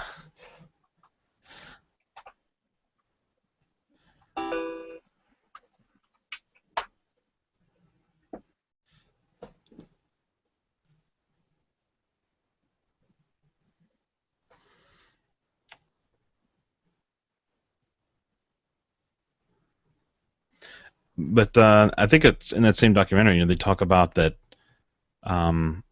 Little kids don't have a problem with the prequels. They don't see There's certainly not the disappointment, because they don't have anything to be disappointed by in terms of what their memories are or whatever. But they don't see the films as, like, I don't see them as particularly impressive films. It seems like there's so much CGI and so much action that doesn't really move the plot forward, and I don't know, it's just not my kind of movie. And I think they were making the point that there are kids who this is Star Wars to them, and that's fine. They like it just fine. Well, it's going to be interesting to see what Disney does with it. Yeah, I'm looking forward to that. I think they should have father and a son. He's laid out all the films, the DVD cases or whatever. He goes, "Which one is your favorite?" And he picks up one of the prequels, and the kid asks him, like, which one do you like, Daddy? And he picks up Empire Strikes Back, and the kid's looking at him like, not that movie. That's the Empire Strikes Back is my favorite. Oh yeah, that's a great one. It actually makes the list of. It'll actually make certain, like, I've seen it on lists of best movies, ever made, as a part, not just like best sci-fi movies. I've seen it in lists of best movies. Yes. Which is interesting, in terms of the way the writing was done and the way the plot was paced and all that kind of good stuff. Well, you think with all this CGI stuff going around, the animation stuff, it'd be nice if they do a Shadows of the Empire movie. Was that a That's between episode 5 and 6. Was that done by comic books or video games or? There's a comic book. I'm not familiar with the title. That's all. Yeah, but it's what happens between Empire Strikes Back and Return of the Jedi. Yeah. It's called Shadows of the Empire. It'd be an awesome movie to see.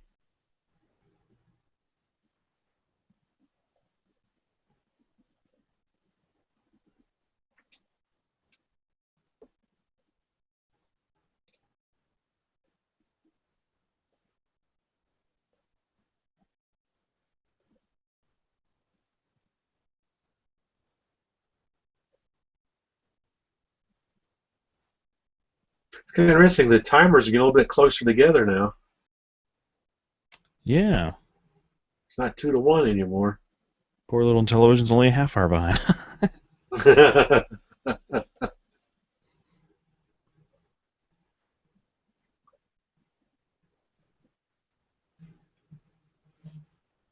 I think chess is, probably because the RAM on it is one of the carts that doesn't play well off the multi-cart. All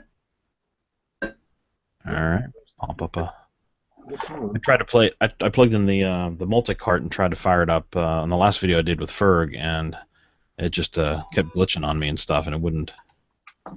Wouldn't work. Yeah, it wouldn't work. I wonder if the Intellivision multi-cart, the CC3, has support for onboard RAM, which is what you would need, right, for Yeah. the chess game. Maybe it just wasn't worth doing whatever machinations would be necessary for that for this one game.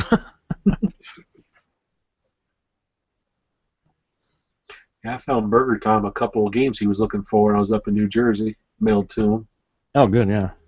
He's been he's on the quest to get 125 together. Oh yeah. All right. You're still looking for the chess. I mean the not telegame. Sears checkers, aren't you?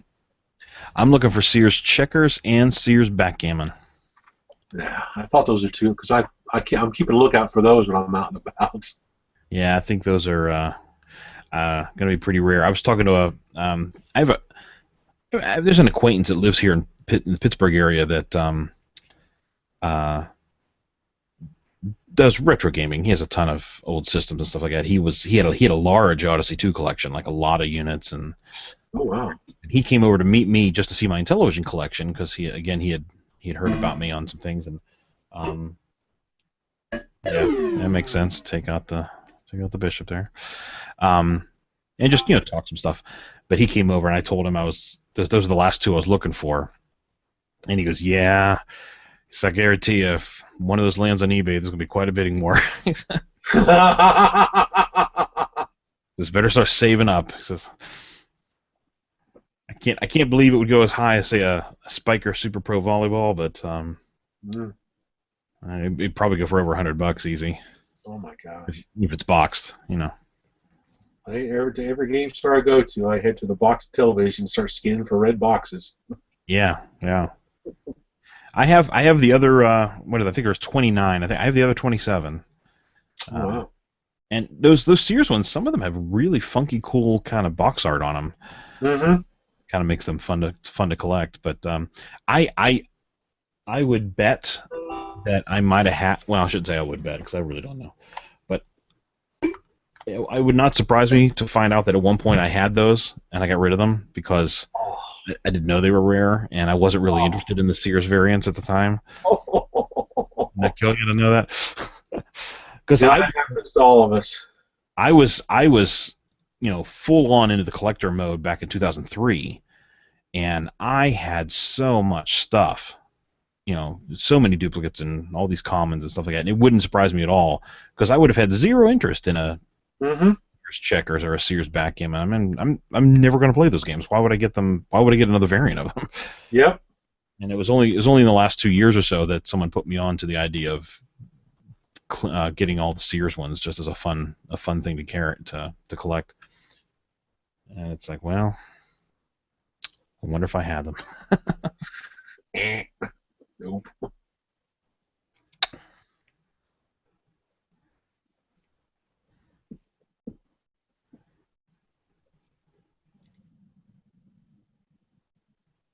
I'm one of those guys though that depending on the game, right? I've got kind of a more pragmatic view of it. I'm not going to pay $1,000 for a boxed Spiker. No. There's some people who are into it to that level, and that's fine. But that even if I had that kind of spare money, I'm not sure I would do it even then, just because that's not this hobby's not that important to me, No. All right, going over to threaten that knight.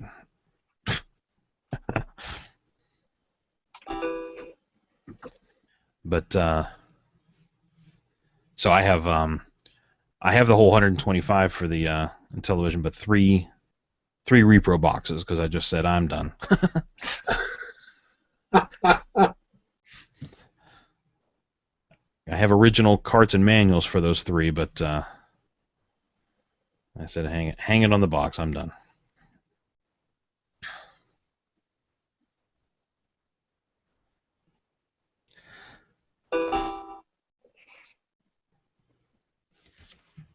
And out of harm's way.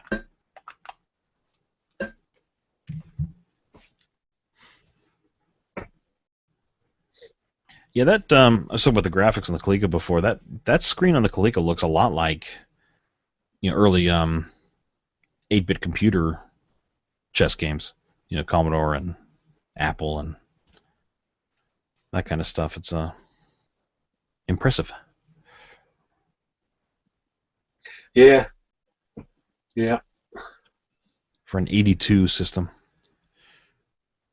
You don't happen to know its graphics resolution, do you? Not offhand, no. Yeah, the Intellivision is like 159 by 60 something. So it's not really a high resolution.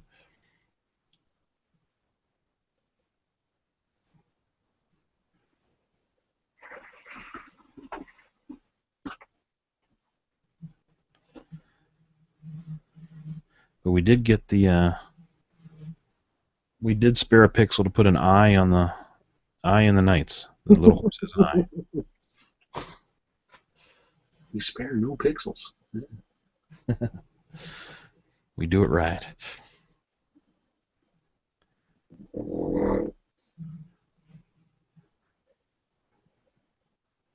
So this is where I'm wondering, can Colecovision going to be able to close the deal here? It's down to it's down to the knight and rook and king, and you definitely can force a checkmate with that much material. But I hope it doesn't like dance around for another hour. Whee! Trying to.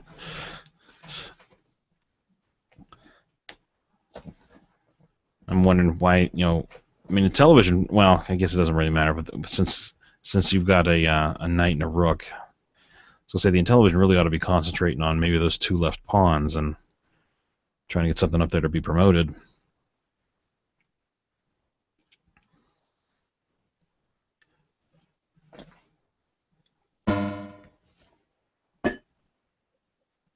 And what do you know? Yeah. I mean, he's got that advanced pawn, but he doesn't dare move it. I mean, it's kind of a.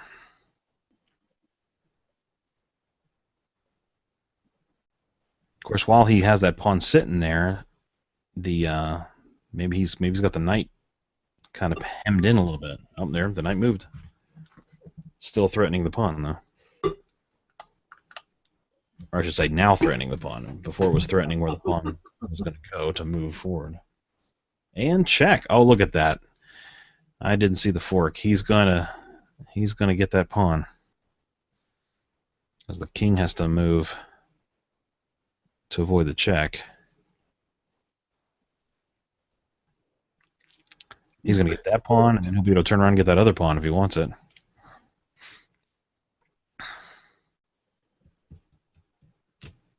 That's when it's going to get ugly. Gonna get real ugly.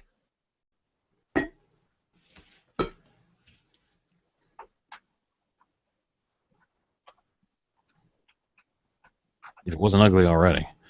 Certainly isn't looking good for the television side here.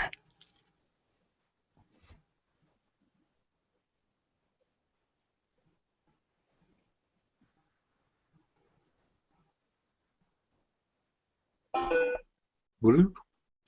Yep. I knew it.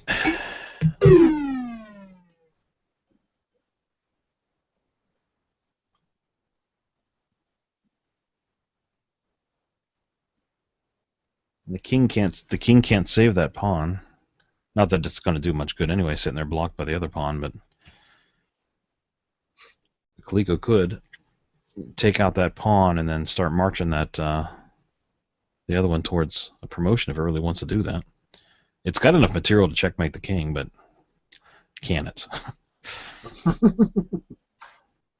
Can it be done?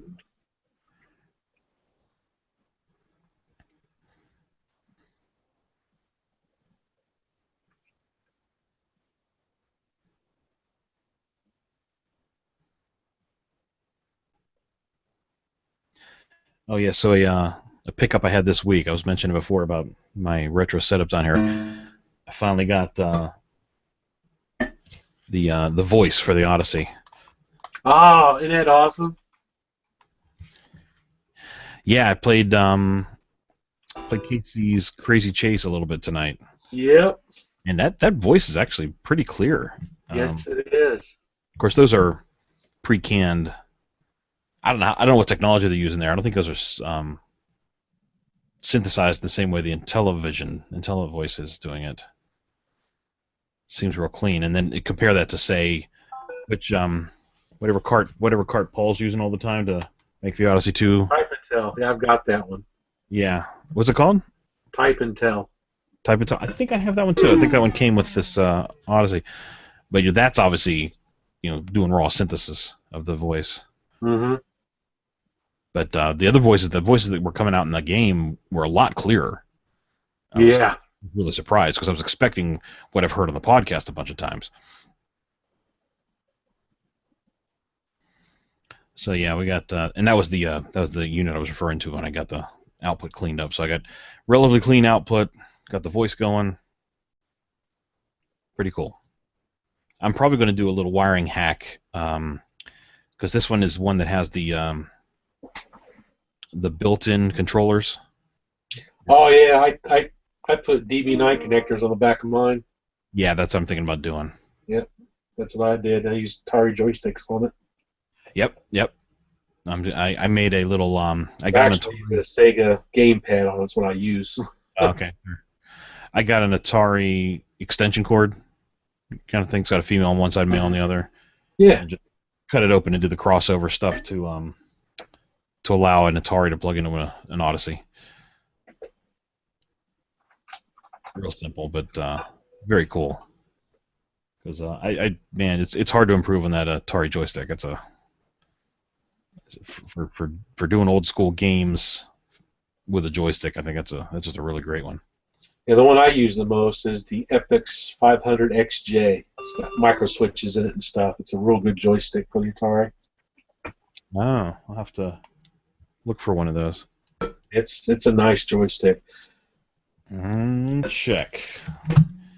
Let's see what we got going on here.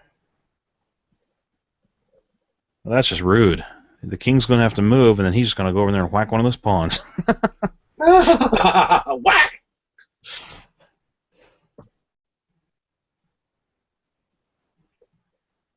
Colecovision's rubbing his face in it.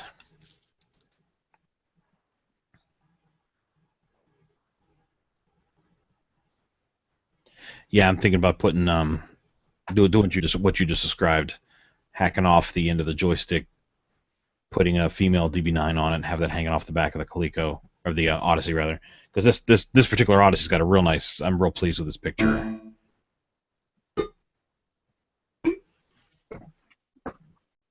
Oh, he's going to try to protect that pawn.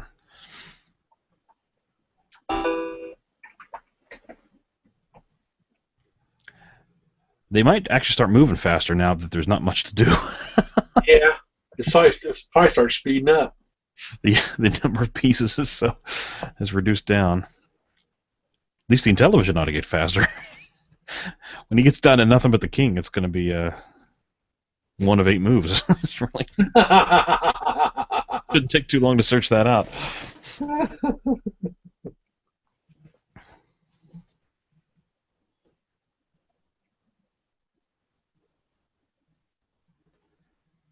So Coleco can't just Challenger there can't just go over there and whack that pawn now. He's got to think a little more.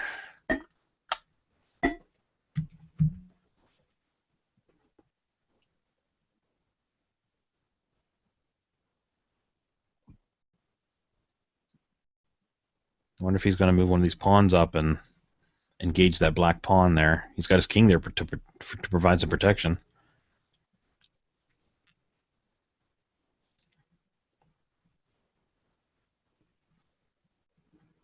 He was going to try to shepherd one of those pawns all the way up and get a promotion.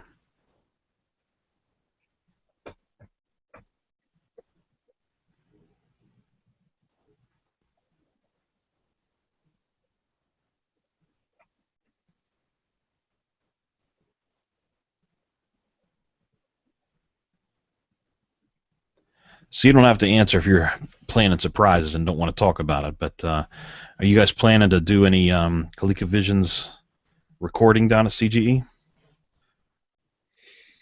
I don't know. Maybe.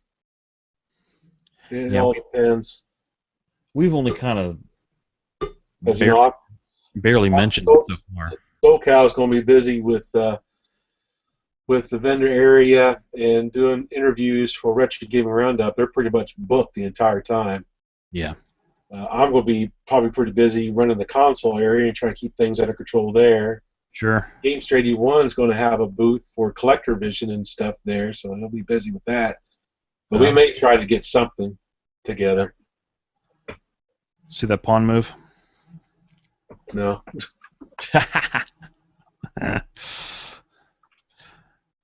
Yeah, I don't know. We talked about potentially doing it, but it's like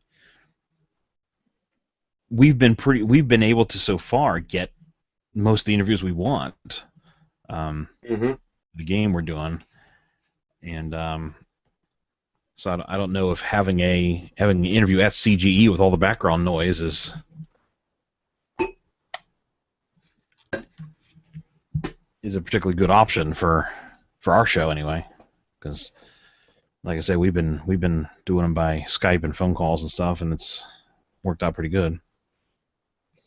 I am going to try to do videos for ColecoVisions. Oh yeah, be a lot of good opportunity for that stuff, I would guess. Mm-hmm. Yeah, there's some surprise stuff in the works that I don't know if I should talk about. Well, not you're recording, man. for our booth. Cool. Yeah. Hey, you guys are going to be set up right next to Keith. That's our hope and plan. Well, no, that's what they're working on to do. Yeah, yeah. You guys together. That'd be real cool. Oh yeah.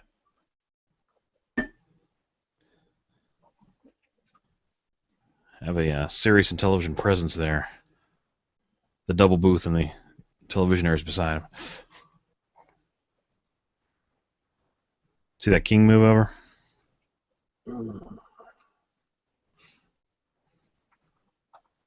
There you go.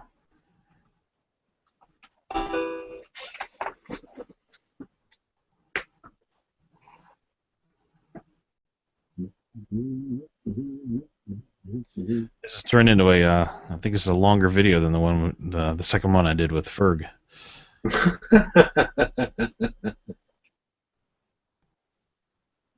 I'll have to take a look at the end of that one and see how many moves were made.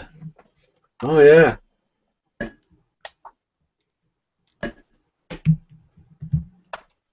Check, and poor Intellivision has nothing to do now but move his king around. Whee! This is ugly. Now so it'll be interesting to see if the chess challenger decides to move in on the king with the piece it has, or is it going to promote that pawn over there?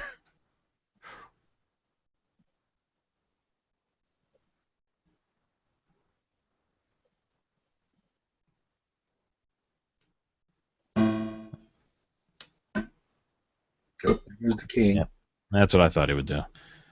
Move left, try to get that knight away from his last pawn, if possible.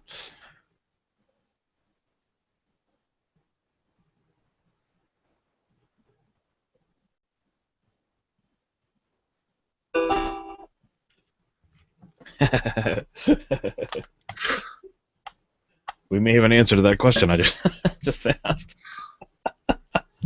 Is he going to go for the promotion?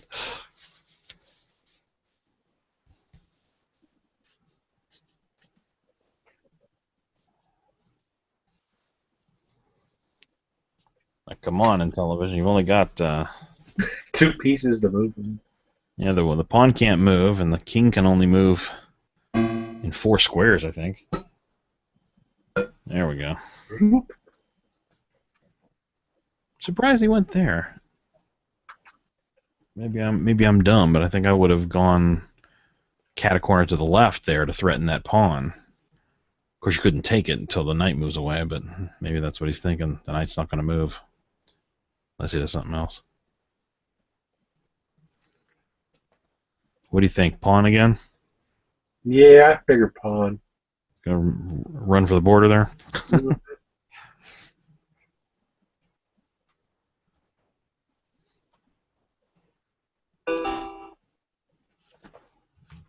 Oh, move the castle.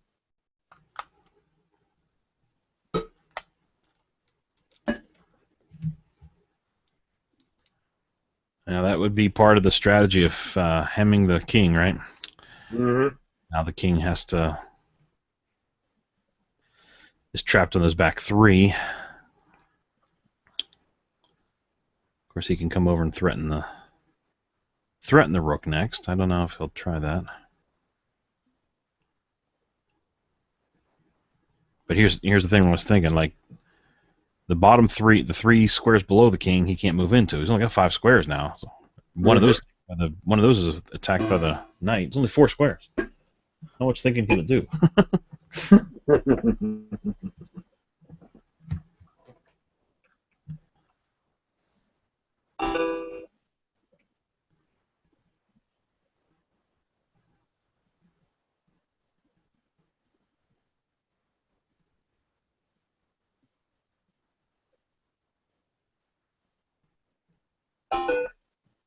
Hey. Oh, that hurts.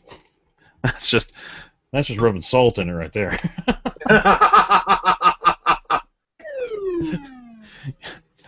Salt in it.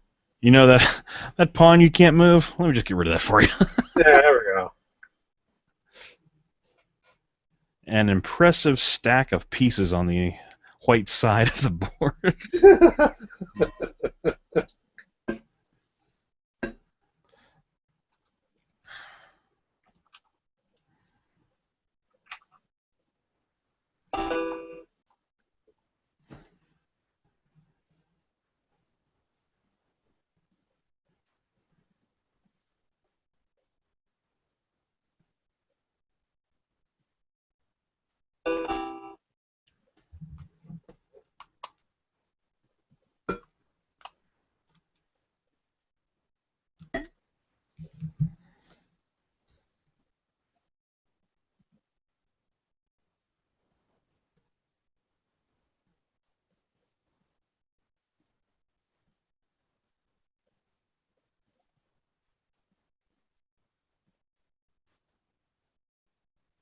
You going to try to post a high score for the Colecovision's podcast Facebook page for Space Fury and looping? I don't know, man. I gave what skill level are you guys playing at for that? Just one. On 1? Yes. I played a little bit of Space Fury, and I felt like it wasn't getting harder. Like I thought, well, I think I could play this quite a while, because like once you get that 3rd set of wings or whatever, Mm-hmm. augment your ship, then it just goes like wave after wave after wave. I don't know. I probably did 4 or 5 waves, and it didn't seem like they were getting particularly harder. So I didn't know what to think of that. It becomes an endurance thing. Yeah. How long can your hand last? Yeah, that was the thing, really. Got that king move? Oh, it did move, didn't it? Yeah, You see it move. he's sneaky. Yeah, looping. I've never played looping, and I was playing around with it, and I kept crashing my plane into the gate, shooting it, and the gate's not letting me through. And all of a sudden, my 5-year-old, who's watching me play, who never misses a thing, he is crazy with detail, goes, Dad, look, it says open up there. I hadn't even seen the letters yet, you know. And I'm like, oh gosh! And so he like showed me how to play the game. It's funny. Wait till that thing says open, and then go into and then the next phase. I didn't get through the pipes. All the pipes are pretty hard. Oh, he's moving back. Yeah, but it seems like with some practice you could get through that, and then Oh yeah. I don't know what happens after that.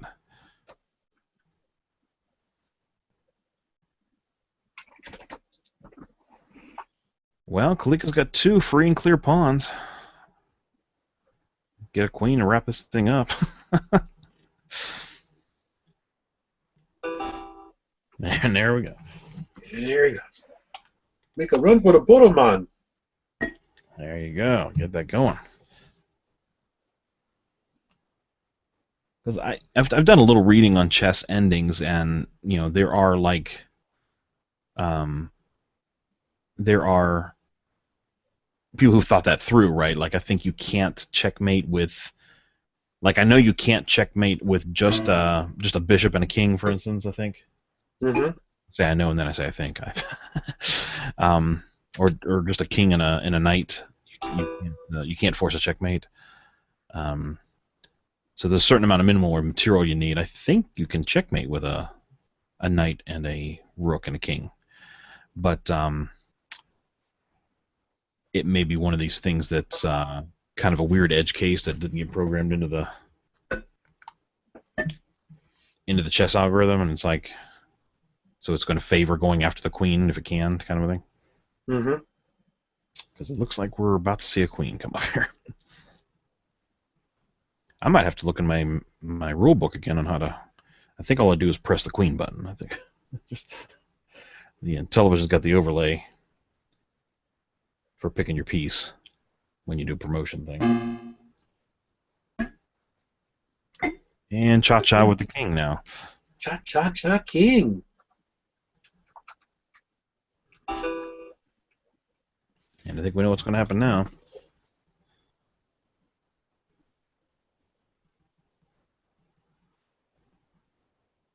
This doesn't have an overlay for the Coleco, does it? No.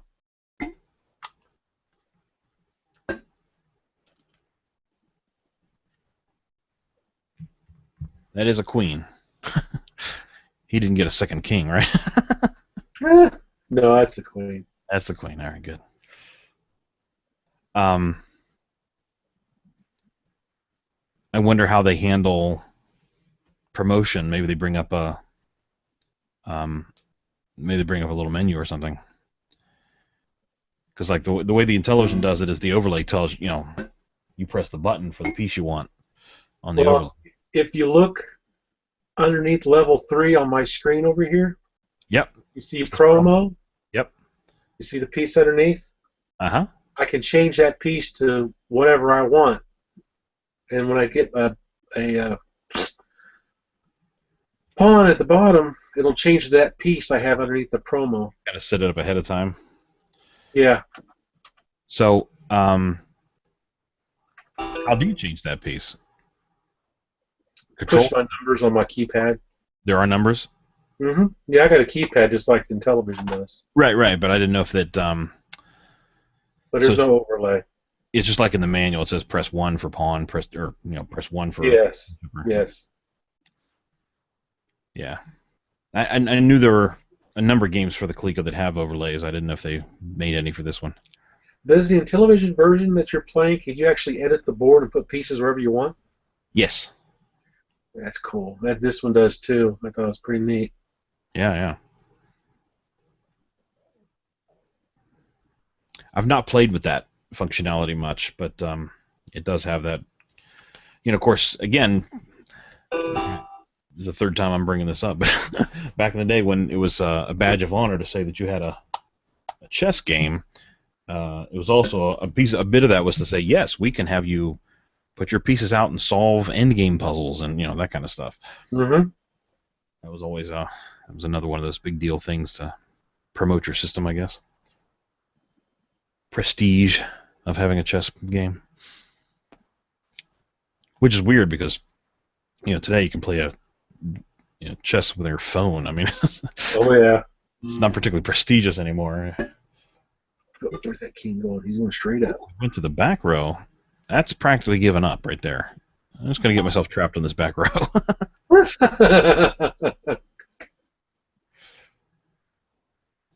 Because all Coleco's got to do is move queen or the rook to that, I guess they call it the 7th rank, and he's trapped back there.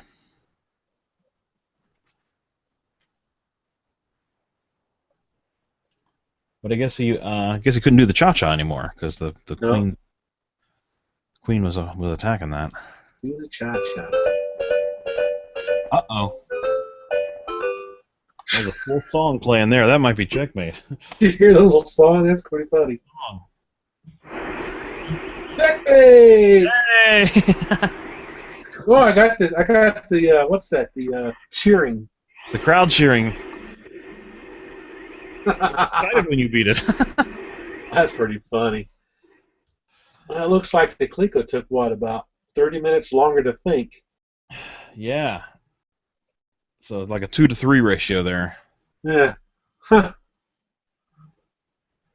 Very cool though. That was cool, man. I certainly enjoyed it. I'll if it's you can poke around YouTube and find the link to this. I'll definitely send it to you though. Okay. All right. So for all of you people who actually skipped to the end to see this part, and for that 1 or 2 people that watched the whole thing, I'd be very surprised. Thank you for checking it out. It was fun for us to do. I guess just to put a promo here and then, I guess once again I do a podcast about the Intellivision called Intellivisionaries, and we'd love for you to check that out. And Willie, you do one.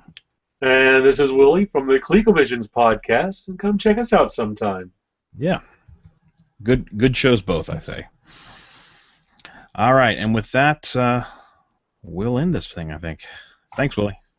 Catch you later.